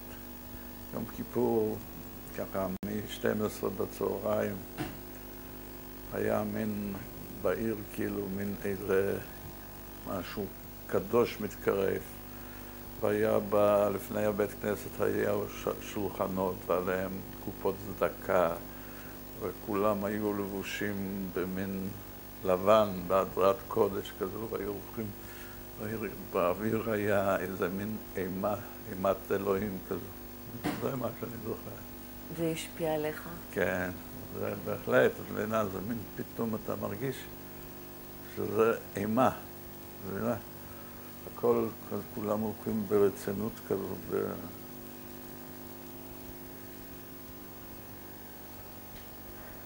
ואז מגיעה המלחמה. כן, בערב חג באמת. בחגים הגיעה המלחמה לעיירה שלה. מה זכור לך? אני זוכר שקודם כל, לפני המלחמה, גייסו את כל הסוסים שהיה בעיירה, כל זה גייסו לצבא הפולני. הסוס שלכם גם כן? סוס, כן. בעגלה. ומגייסים חיילים. היו בעיירה? בין היהודים גם כן. כן. מעט, אבל מעט כולם עשו כל מיני קומבינציות. אפילו הורידו זרדים. מה אתה אומר? לא ראיתי את זה, אבל שמעתי על זה. זה היה מסורת כזו של דרך השתמטות כל פעם? לא היה איזה מאחר שידע את מי בדיוק ידעו. מי היה המאחר של ה... רק אני אומר לך שהיו מורידים זרדים, או שבצבא הפולני גם גובה קבע, מי שהיה ננס נמוך מכך וכך, לא קיבלו אותו לצבא. זה אשתי בטח. לא, הדלת פשוט. דלת פתוחה? הדלת של החדר, אוקיי. זהו. אז מה היה הפטנט? איך אתה מוריד את הגובה? לך זה עוד לא העסיק. אבל זאת אומרת, יש אווירה, יודעים שמלחמה עתידה לפרוץ, רק לא יודעים מתי זה יקרה. כן, והצבא הפולני היה לנו במשטרת של העיירה, אז שמענו כל מיני חדשות שם, ואיך שהפולנים אומרים, זאת אומרת, מה זה, שהם ינצחו. שהפולנים אומרים? כן, אנחנו לא ניתן, אני זוכר, אנחנו לא ניתן אף כפתור. אף כפתור, זה יצא ככה בפולנית, ידמי אני ידנגו גושיקה. אחרי המלחמה, אז הפכנו את זה, תלקום צלו קושולה. זאת אומרת, לא אף כפתור, אלא את כל החולצה. אבל זה ככה, זה הכניס בכם איזו תחושה שבאמת אתם בטוחים איכשהו? חשבנו שינצחו הפולנים. כן. הייתה לכם הזדהות כילד, או המשפחה הייתה מזוהה עם פולין? הם היו פולנים בתחושה שלהם? לא. אני אגיד לך רק שהתחלנו לקבל ידיעות שיהודים מגרמניה, הפרעות התחילו לפני זה, את מבינה? והתחילו להגיע אלינו לעיירה פליטים שברחו מרצון מגרמניה היהודים. כן. זאת אומרת, אתה מדבר למעשה בתקופה של אחרי עליית היטלר, זרמים... נכון, בדיוק ככה. והגיעו לכם פליטים, ומה שמעתם? הם פליטים שונים מאיתנו. הם היו באמת... הרבה יותר ליברליים. ליברליים, תורבתיים, חלשים. גם היו חלשים נגדנו. הם לא היו רגילים לכל ההתפרנסות הזו, מה שהיה בעיה. כלומר, הם ממש, הם לא עברו דרככם, אלא אנשים שנקלטו יש כאלה שעברו ויש כאלה שנשארו. ואיך קיבלתם אותם? קיבלנו אותם יפה, הכנסת אורחים. שהם נשארו תמיד אורחים, הם אף פעם לא היו חלק? לא, לא היו חלק, לא. ודרכם אתם בעצם נחשפתם לנושא של מלחמה. של מלחמה. אבל אני שואלת את זה, אנחנו מדברים על זה אפרופו התחושה של ההורים או של הבית, שייכות למי, למה? הם התלחשו ביניהם. שמה? שהולך להיות לא טוב. וזה עורר אצל ההורים שלך, לפי דעתך, איזושהי ערנות? ערנות, כן. אנחנו, לפני כן חשו את עצמם כפולנים לא, אף פעם? אף פעם לא חשו את עצמם. הם היו אזרחים פולנים, אבל הם חשו כיהודים. וגם אתה... היו מובדלים. כן. במקרה הם בפולין, זה יכול היה להיות, אבל הם יהודים. אז בעצם אין איזו הזדהות, גם שלך כילד עם המדינה שאתה גדל בה. פולניה? כן. מיום הראשון, בתור ילד גם לא. כי היה לנו, אנחנו התפללנו לנסוע לארץ, זאת אומרת שהמשיח יבוא, אנחנו חיכינו למשיח. כן, אבל זה לא היה כזה תיאורטי, אנחנו אמרנו כל יום הוא יבוא.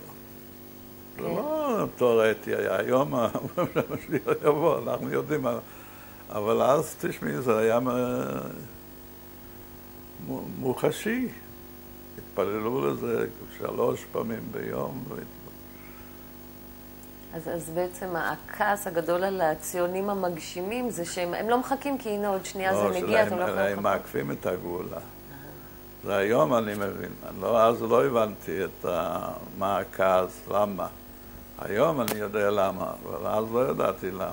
אבל הם מעקפים את הגאולה. בעצם אורח החיים שלהם. זה מה שהיום החרדים אומרים, אנחנו מעקפים את הגאולה. בעצם אורח החיים שחלק מזה היה גם לעבודה. נכון.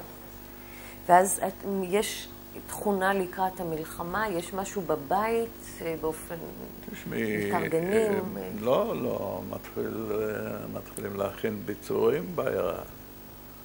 עוד לפני? ממש בתחילת ספטמבר? כן, ממש. מתחילים לגייס גברים לעבוד כל מיני עבודות ביצורים. אבא שלך? כולל אבא שלי, כן. כשאת אומר ביצור, מדובר על שוחות שאפשר להסתתר במקרה של הפצצה? שוחות וחסימות של כבישים, וכבישים שלא היו כבישים, אלא דרכי עפר. דברים כאלה. ופה יש שיתוף פעולה. אתה רואה תנועה צבאית, למשל על ידינו, על יד העיירה שלנו היה מחנה צבאי גדול פולני. אתה רואה כל הזמן תנועה צבאית ערה, מה שלא היה כל השנה. שזה גורם לכם ככה, גורם לאנשי העיירה להרגיש שזה... גורם לחשוב. ובהתארגנות הזו, בתכונה, יש שיתוף פעולה בין הגויים והיהודים? לא.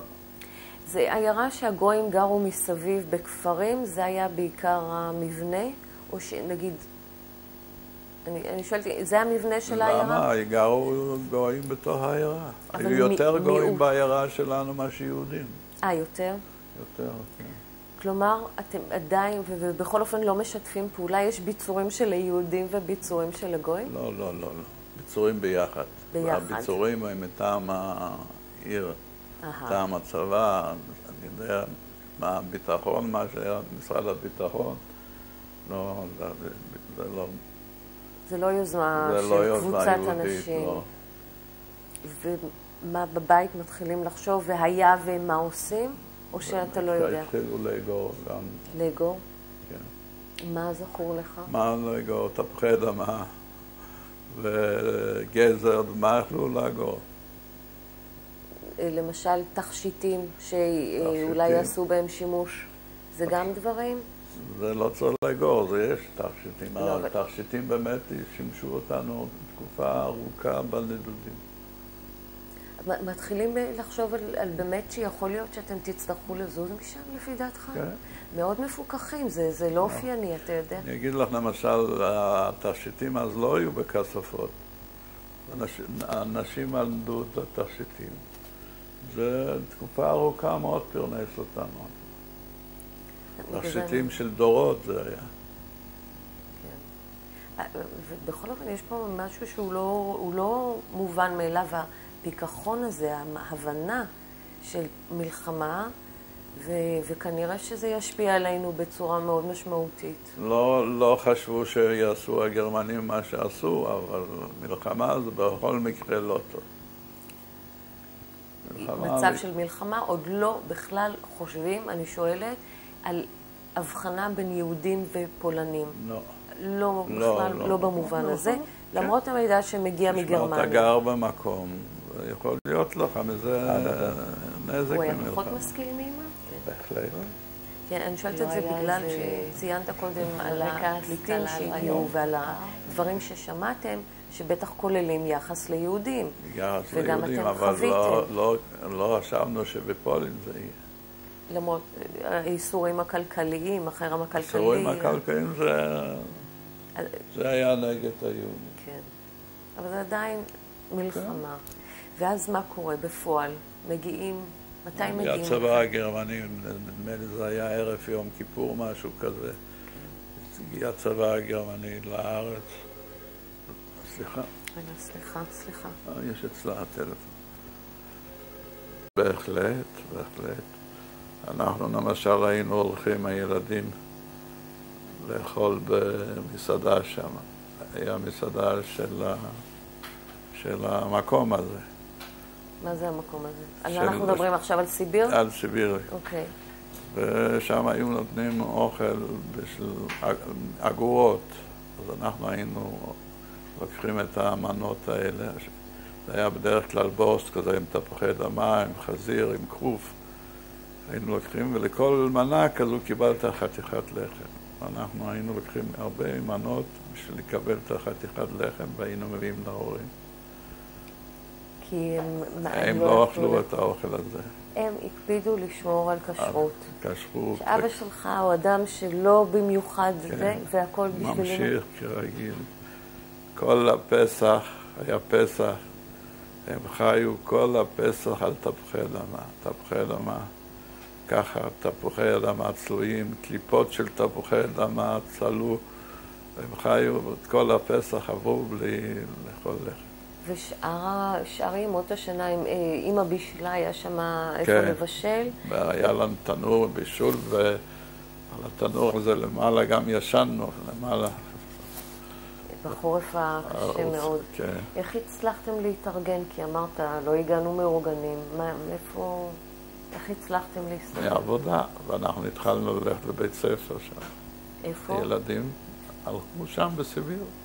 הייתה עיירה סמוכה, או שממש לא, במקום הזה? לא, בתוך המקום, איך קוראים לזה? ברוסית זה לא קולק, זה מין מושבה כזו של אנטי-קומוניסטים. נדמה לי שהביטוי גולג בהחלט מתאים. היה בית ספר, הילדים כבר היו קומוניסטים כולם, של האלה שהודלו, עוד איזה קומוניסטים. שרופים. הייתה תעמולה? בבקשה, בטח כל הזמן דיברו, כל מילה שנייה זה היה סטלין, החבר סטלין והמושיע סטלין. איך זה לכם, שבכלל לא מעניין אותם, מה אכפת לכם סטלין כזה? תשמעי, אני אגיד לך שנהפכנו לפיונרים. באמת? אבל בכפייה? או כי לא בכפייה, אתה רואה, אתה טוב בזה, תראי, פתאום אתה רואה אנשים חופשיים, אנשים זה, אמנם זה בסיביר, אבל אתה לומד, אתה מתלבש, אתה שוחה, אתה מתגלש. אז זה הפך להיות מקום חופשי ביחס למה שאתה. כן, בהחלט, בגן עדן, לפי דעתי זה היה גן עדן. אבל ההורים שלי אמרו שזה מקום, זה טרף. התפיסה שלנו, הילדים, הייתה שונה משהו של ההורים כבר. בשבילם זה היה טרף. כשאנחנו למדנו, היה לנו טוב, היה לנו חוגים. איזה חוגים אתה זוכר? אני למשל בחצוצרה, חוגים ריקודים, ובאמת זה היה... אני רוצה לשאול על באמת אורח החיים. אתם מגיעים מעיירה דתית מאוד. כן. ופה זה כמובן לא דומה. לא בעיה אצל ילדים להפוך את האור. אז מה באמת? זה עושה לנו טוב. זה עושה לנו טוב. זה פתח אתכם? בהחלט. לא היה ניסיון בבית לשמור על... כן, בבית שמרנו מה שהיה טוב בבית. כשהיינו בחוץ, התנהגנו כמו הילדים הרוסים. פתאום אין אנטישמיות. עכשיו מבין... לא מדברים על עברי, לא מדברים על שום דבר. כל הזמן מדברים על סטלין והקומוניזם. והמחשבה שלכם, אם אתה זוכר, זה מתי אנחנו חוזרים הביתה? יש איזה... לא? לא. אלא? כבר היינו, חשבתי שהתמקמנו כבר. ומוראות התקופה הראשונה זה משהו שנמחק אולי? לא נמחק, אבל זה רק הראה עד כמה שטוב לנו עכשיו. קשר עם בני המשפחה היו? שנשארו שם, היה איזשהו קשר? שום דבר, שום קשר. זאת אומרת, מאותו רגע שפרצה המלחמה, אתה הזכרת את אחותך, כבר כבר לא ראיתם? כן, לא היה לנו שום קשר. וידעתם? שמעתם לאט לאט מה קורה? ניסינו להתחקות, אבל גם לא היו, מהעירה שלנו לא היו הרבה שם. 3-4 משפחות. ששמרתם על איזושהי קבוצה? היו גם גויים ביניכם שגורשו בהחלט. ורוב המגורשים היו יהודים? יהודים, 90% היו יהודים. אבל כמה גויים גם כן. מהעיירה שלכם? מהעיירה שלנו לא. לא היו פליטים? מערים אחרות. ואיך שמה זה מסתדר? שמה הם נעשו פתאום מסכנים, את מבינה? הם נעשו גם בפולין מסכנים, אבל בהתחלה הם עוד לא ידעו את זה. כן. ואז מה זה אומר על טיב היחסים? התחברתי למשל, היה לי חבר גוי. לראשונה, נכון? כן, לראשונה, חבר טוב היה שם. זוכר את השם? לא. שהוא היה באמת מהפליטים? מהפליטים, כן. וגם התחברתי עם הבן של המנהל של המקום, שניהל את המקום הזה. הייתי בן בית שם. ששם אתה אומר לא הייתה אנטישמיות והחיים נפתחו. לא הייתה אנטישמיות, אז תשמעי, כל אחד קיבל אותו דבר. אם היה לך עוד משהו למכור, אז חיית טוב. מבחינת אוכל וכל זה, זה היה בסדר גמור. הבעיה הייתה יותר ביגות מאשר אוכל. בגלל מזג האוויר שמאוד משמעות. מזג האוויר, כן, קשה מאוד. איך האחים שלך נקלטו? גם כן, כמוני, כן. אז יש את הילדים שטוב להם וההורים שאולי כמהים לחזור הביתה. נכון. כל זה בעצם, אתם שם תקופה של 1.5 שנה, משהו כזה. עד שקמה הממשלה הגולה הפולנית בלונדון. עד הסכם שיקורסקי, כן. סטלין שיקורסקי. נכון. שבעקבותיו שוחררנו, וכמובן ההורים חיכו לזה. שוחררנו ונסענו. אבל הייתה המחשבה הייתה, אנחנו בדרך הביתה? קודם כל נסענו לארצות החמות של רוסיה. אוקיי, אז רגע, אז בואו באמת, מה התגובה שלך לדבר הזה? אנחנו תגובות. אנחנו עשינו כרצון ההורים. אנחנו אף פעם לא התנגדנו לרצון ההורים. מה שההורים אמרו, זהו. נוסעים. אנחנו מדברים על, אתה זוכר אם זה היה בחורף? יצאתם על סוף 41, תחילת 42? בין חורף לקיץ, משהו כזה. אז אביב? כן. אביב 42? כן. אוקיי. ויש כיוון, יש מישהו שממליץ לכם, בואו... לארצות החמות של רוסיה. מזג אוויר, זה מה ש... ולא ידעו מה מתרחש שם, אחרת לא היו עוזבים. אלה שנשארו, והיו כאלה שנשארו, גמרו את החיים יותר טוב. לא חלו, לא מתו ממחלות, לא ידענו לאיזה תופת אנחנו נוסעים. אתם יצאתם יחד עם קבוצה? שרק המשפחה? כן. הרבה משפחות יצאנו רכבות נוסעים חופשי, זה היה צריך כסף לקנות את הכרטיסים, אז מכרנו את כל הדברי ערך האלה. אז זהו, זה נגמר? וזה נגמר. כן. והתחושה היא אבל שיוצאים לעתיד טוב יותר. מה זה, מקום שחם. ומה המסלול שאתם עושים? אנחנו מגיעים לאסיה. תהיה יותר ספציפי בבקשה. איפה אתם? אין לי, אני רק אומר לה, מגיעים לסמרקנד. סמרקנד. המון פליטים ברחוב. אבל אני רוצה להזכיר לך את הסיפור הזה בדרך. נכון, אנחנו מדברים על שם המשפחה. עם שם המשפחה. נסענו והגענו כבר בסביבות אסיה. הרכבת עצרה ואבי זכרונו לברכה ראה על שדה אבטיחים. הוא ירד לקנות אבטיח, וזה שדדו אותו. ונשארנו בלי מסמכים. וככה הגענו לסמרקנד. ובלי מסמכים אי אפשר היה לקבל את המנה, אפילו שההקצבה של הלחם או דברים האלה. ואז היה צריך איכשהו לסדר שם עם תעודת זהות, את מבינה, וקנו. וזה אומר שאתם נפרדתם אז מהשם שלכם. של הקנופ. וקניתם את השם ברקוביץ'. כן.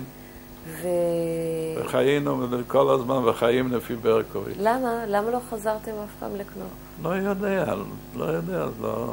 כי זה מין, אתה יודע, סיטואציה כל כך אקראית בחיים. אבל אני אומר לך, אני לא מבין את זה. אני בעצמי לא מבין את זה. אני רק זוכר את הסיפור הזה. כן. שבבית היינו קנופ, הייתי הולך לבית ספר וקנופ. זה באמת מפתיע. כן. אבל כנראה שזה תוצאה של איזה... לא יודע מה איך זה. כן. הייתי קטן מדי. כן, והתרגלת, זה חלק מהתנאים החדשים. כן. כן, סליחה. רק כשהגעתי ארצה ראיתי יש כל כך הרבה ברקוביצ'ים וחשבתי שכולם משפחה שלי. אחרי התברר לי שכולם רומנים והונגרים. וגם זה לא המשפחה שלך בכל מקרה. זה באמת משונה. אני אספר לך סיפור, שהגענו ארצה, אז קיבלו אותנו כל כך יפה, וכל אחד מהוותיקי הארץ חיפשו משפחה. וכמובן במשפחה, שקוראים לה ברקוביץ' מקיבוץ דגניה א', והם אימצו אותנו. בגלל שם המשפחה. בגלל שם. למרות שהם ידעו הם היו יוצאי רוסיה 100 שנה לדגניה. הם אימצו אותנו. אנחנו היינו במקום דתי, והם היו בקיבוץ לא דתי. אבל כל שנה בחופש הגדול, אנחנו היינו נוסעים לדגניה. והדודה מדגניה הייתה דואגת לנו שנקבל אוכל כשר. והייתה תופרת לי חולצות רוסיות. והייתה שולחת לנו אשכולי בננות, הדודה מדגניה. רק נגיד פה, כי אתם הייתם 3 אחים שהגעתם בסופו של דבר כיתומים. כן. אז כשאתה אומר אימצו אותנו, אתה מתכוון אליך ואל אחים, אח ואחות. כן. אז אתם מגיעים, כל התקופה הזו עד שמגיעים לסמרקנד, כמה זמן זה בערך? עד שהגענו לסמרקנד, באיזה 3 חודשים. תקופה קשה. כן. מבחינה פיזית בטח, מרכבת, נכון? נכון. מה אתה יכול לציין? איך התנהלו הדברים? הדברים התנהלו שישנו מתחת לחומה. מה זה אומר? איפה זה בסמרקנד? בסמרקנד. אני שואלת על הדרך. הדרך היא לא... כל אחד זה בלגן? לא. לא? לא. הייתה נסיעה חופשית. לא היה בלגן, אבל הדרך נמשכה המון זמן בגלל תנועת הצבא. זה לא בגלל שהרכבת עצרה, בגלל שלא היה לה דלק או משהו. כן. תנועת הצבא הייתה, כשהמסילה הייתה פנויה, נסעו האזרחים. כשהמסילה לא הייתה פנויה, לא יכולו לנסוע. הגיע המון זמן זה לקח. ואתה, שקצת התאוששת, אם הבנתי טוב, בסיביר, התחלת לראות בזה איזה מעין הרפתקה או שרוח נחיה? שוב פעם, ראיתי פתאום שזה הרפתקה. אבל מי אני שאני אגיד משהו, למשל להורים? אבל מבחינת חוויה, זה לא טראומטי. בחוויה כן, אבל אף פעם לא התלוננתי בפני ההורים, לא ערערתי על הסמכות שלהם. זה מה שהיה. והאחים עדיין ככה תומכים אחד בשני, אתם קבוצה כזו? כן, ביחד, הכל ביחד. דואגים אחד לשני? דואגים אחד לשני, כן. ואתה מספר שישנתם מתחת לחומות? כן. תתאר, בבקשה, אתם חשבתם שאתם מגיעים למקום שכולו... לא עבודה ולא פרנסה.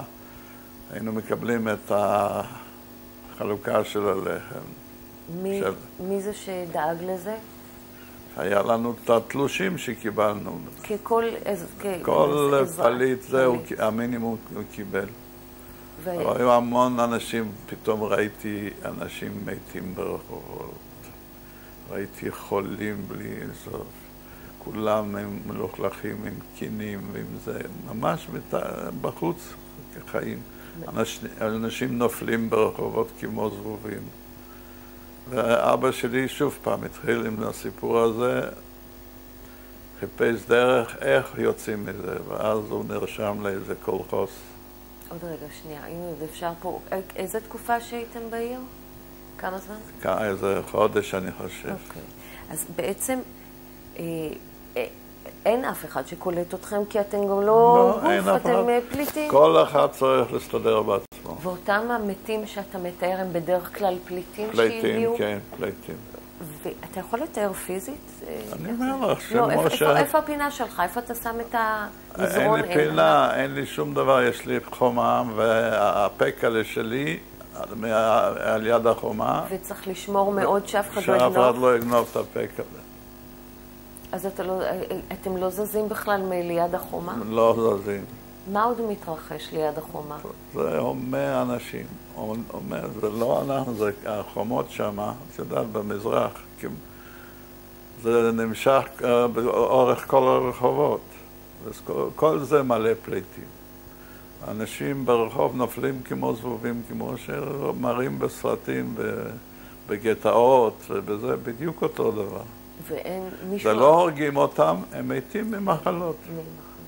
יש מישהו שדואג לפינוי המתים? בטח.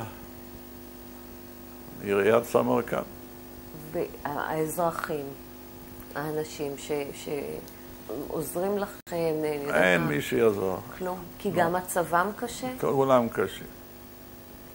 אז לא נוצר קשר ביניכם לבין המקומיים בכלל? ביהדות, למשל, יהדות בוכרה, הם לא עזרו לנו כלום. כלום? כלום. פה... היה קהילה יהודית בבוכרה, בסמרקנד, לא עזרו לנו. לא יכלו לעזור. היו כל כך הרבה שקהילה לא מסוגלת לעזור. הייתה פנייה שלכם אל הקהילה? אני לא זוכר. אני מתאר לי שהיו פניות, אבל לא זוכר, אני לא יכול להגיד את זה. אז בעצם לא נוצר פה אורח חיים בכלל שאפשר לייחס לו איזושהי שגרה של בנייה. מדובר על מצב זמני שברור שצריך לפתור אותו. כן, אז אני אומר לך, אבא פתר אותו. והוא נרשם לקולחוז. היינו בקולחוז, הוא עבד שם. בתקופה הזו אתם כבר לא נשאר לכם... כלום. מכרתם כבר הכל. הכל, כן. אז מה אתם אוכלים? איפה אתם מקבלים אוכל? אני עובד. איפה? בקולחוז. לא, לפני כן. לפני, אני אומר לך, היינו מקבלים את הקצבה. זאת אומרת, המצב מבחינת רעב מתחיל להיות... ממש רעב. רעב ומחלה. ואיפה הקולחוז הזה? 12 קילומטר מסמרקנד. וקראו לקולחוז קיזיל אוסקר, שזה אומר צבא אדום. קולחוז של הצבא האדום. ומי שם מאכלס את הקולחוז הזה? יש שם, יש ועד, קומוניסטים. יש ועד. אנשים שיהודים, גויים? לא, גויים. בוכרים, זאת אומרת. כן. אוזבקים. אוזבקים, אבל זה בכלל כבר לא שקשור ליהודים בכלל, לא. לא, אני שואלת, זה כבר חסר משמעות שאתה יהודי או לא יהודי? לא, שם לא היה בעיה של יהודי. אבל מבחינת ההתייחסות שלך אל היהדות שלך, זה משמעותי בשלב הזה של חייך? אני אומר, כבר לא חשבתי לא על יהדות ולא על כלום, רק אוכל. אוכל. בשלב הזה? בראש, מה שעובר במקרה כזה בראש זה רק אוכל. אתה לא חושב, אתה לא רואה סנטימטר מימך ומשמאלך, רק אוכל. אתה רוצה להתקיים. אבל בקולחוז המצב פחות קשה. פחות קשה, קודם כל עובדים. יש משכורת, וחוץ מזה היו שם פירות, כמו שיש פה בארץ, שדרות של ברושים או אקליפטוסים, שם היה של מישמיש, של תותים ודברים כאלה. גם לזה אפשר לחיות קצת. אבל הבעיה הייתה של המים. בנהר ששתינו, שם השתינו, שם עשו את הצרכים, שם חיפשו את הכביסה, אותו נהר. זה כמו בהודו. מזה אנשים חלו וגמרו את החיים. זה משהו שלא הייתה שום, לא, זה כל כך פרימיטיבי. מה שאמרתי לך, זה בדיוק ככה היה. אבל אתם כאנשים קצת יותר... לא יכולנו לעשות משהו. לא היה מקור לא היה מקור של מים, לא. האוזבקים גם חיו כך. הם היו ממלאים קדים ממים, הולכים הביתה. צד אחד עמדו וקיפסו. התעלות של הביוב זרמו לתוך ומה אתם עשיתם? אותו דבר? אותו דבר, היינו צריכים... והבנתם את הבעייתיות של זה? הבנו וזה תפס אותו. מה זה אומר? חלינו כולם בטיפוס. כולכם חליתם? כן. איך טיפלו בזה? לא טיפלו בזה. מה עשו? חיכו או שזה ייפטר מעצמו? אני אומר לך, לקחו את, למשל, כשהגיע מצב קריטי, לקחו את ההורים לבית חולים. אוקיי, אני יודעת את זה, אבל עוד לא הגענו לזה. לא, אני אומר, לקחו את ההורים לבית חולים. בוא רגע נדבר ברשותך על שגרת היום שם. יש מקום, יש בית. כן. מדובר על הרבה אנשים שחיים שם? כן. ממש מקום, קהילה מתפקדת. כן, זה קיבוץ, זה קולחוס. כן. יש שם אנשים שעדיין איתכם מהעיירה שלכם? לא. שזה כבר... זה כבר היינו לבד, אבא יוזמתו הייתה. האחרים נשארו ליד החומה? כן. אתם ראיתם אותם? ברגע שעזבתם כבר לא נכנסתם? לא ראיתם, לא. וארגנו לכם, לילדים, איזה מסגרת? בקולחוס? כן. לא. אז אתם לעצמכם כל היום? הסתובבנו, כתבנו מישמיש, כתבנו תותים. הם היו מגדלים את המשי, את יודעת, זה היה... לא להם משי? כן. ואתם התעסקתם גם עם זה? לא, אז כתבנו את התותים האלה שעשו מזה משי. אין שום דרך שאם אני למשל ניסתה להעסיק אתכם, או אולי לדחוף אתכם לעבוד? לא, מה להעסיק. רגע, אחיך בטח יכול היה לעבוד. הוא עבד. אז אתה מדבר על שלושתכם בעצם. שמולי כתב אחותך. כן. אני לא זוכרת את שם אחותך? שרה. שרה. ואתם מעבירים את הזמן ממקום? עכשיו נזכרתי בשם האחות פייגה. זה ציפורה. כן.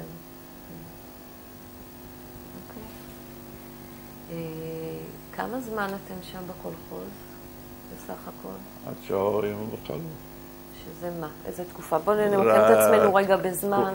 אנחנו בערך באביב 42 הגעתם, מדובר... תקופה קצרה מאוד, ההורים שלי חלו, הביאו אותם... אתם חליתם והחלמתם? כן, אבל ההורים לקחו אותם לבית חולים. איפה היה בית החולים? בסמרקנד. מי זה שלקח? הממשלה, זאת אומרת, מהקולחוז. זאת אומרת, ברגע שיש מישהו חולה, מטופל, כן. הם שניהם מתאשפזים באותו זמן. כן. כשהלכנו לבקר אותם, אז אמרו לנו שהם כבר רשומים בחוץ. אי אפשר להגיד את זה בעברית, ויפיסן, זאת אומרת, רשמו אותם שכבר החוצה. כאילו הם כבר אין לא, אבל מה, לאן, מה, כלום, רק שחררו אותם. שחררו אותם, אבל... לא יודע למה. כן, לעולם הבא. כן. אבל בפועל הם עוד הספקת, ראית אותם, הם היו בהכרה, אבא כבר לא, כשאתם הגעתם לבקר, אבא כבר לא היה. אבל אני בהמשך, אני אספר לה, איפה שפגשתי את אמא.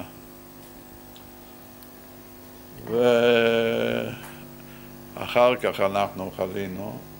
קודם ההורים חלו ואחר כך אתם. המיסו אותנו לעגלה. אז בשלב הזה אבא נפטר, אמא בבית חולים? אמא כאילו בבית חולים, לא יודע. אמרו ששחררו אותה, אבל לא יודע איפה אמא.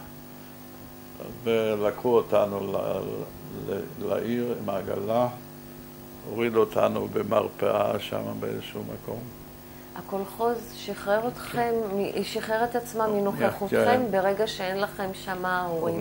המסגרת כולה מתפרקת. נכון. פעם ראשונה, נכון? נכון. זאת אומרת, פה יש איזה נקודת מפנה משמעותית. מי לוקח אחריות? מי? אני. אתה? כן. איפה אחיך הגדול? אחי הגדול, אני אומר לך שהוא היה בצבא. גייסו אותו. לא, רק עכשיו... גם שם גייסו אותו לעבודה. אז בוא נזכיר את זה. כשדיברתי על גייסו לעבודה, אז התכוונתי בקולחוז. כלומר, הוא עבד איתכם, הוא היה איתכם בקולחוז, ואחר כך גויס לעבודה, ואתם נשארים שלושת הקטנים. נשארנו 3 ילדים. ואנחנו חלינו. מחזירים אתכם לקיר? מחזירים אותנו. למשהו? פשוט מגרשים אתכם? יש לכם איתכם מזוודה? מעמיסים אותנו לעגלה, עגלה, מביאים אותנו למרפאה בסמרקנד, מורידים אותנו, העגלון נעלם. זה בעקבות המחלה שלכם? כן. שם נתנו לנו איזה חיסונים, אני יודע מה, וזרקו אותנו לרחוב. לא היו שם בין אנשי הקולחוז איזה מכרים שלכם שדאגו לכם משהו? אתם ילדים, שלושה חולים ביחד? כן. ואני אומר, זרקו אותנו לרחוב. והיינו צריכים לחיות, אז היינו מסתובבים בשווקים וגונבים גזר, מלפון, זה ככה היינו מתקיימים. המחלה עצמה היא מחלה עם חום גבוה. מחלה עם חום גבוה ועובדה. אתם עברתם את השיא, כל אחד בזמן שלו, ואני מנסה לדמיין את זה, אתם 3 קטנים כאלו, ליד החומה, אין לכם שם כלום. נכון. יש איזה מישהו בסביבה שלו? בקושי יש לנו בגדים, בקושי. מישהו מהחומה עושה? אין אף אחד. האח שלי הקטן. שמוליק בן כמה היה בשלב הזה? 10 אולי? הוא היה משהו כזה. אז הוא ביום הולדת שלי כתב, אז הוא אומר שאני ניהלתי את כל הזה והם הלכו אחריי מה שאמרתי, לקחתי את היוזמה והובלתי. באמת ככה היה. הסיבה היא כי מה?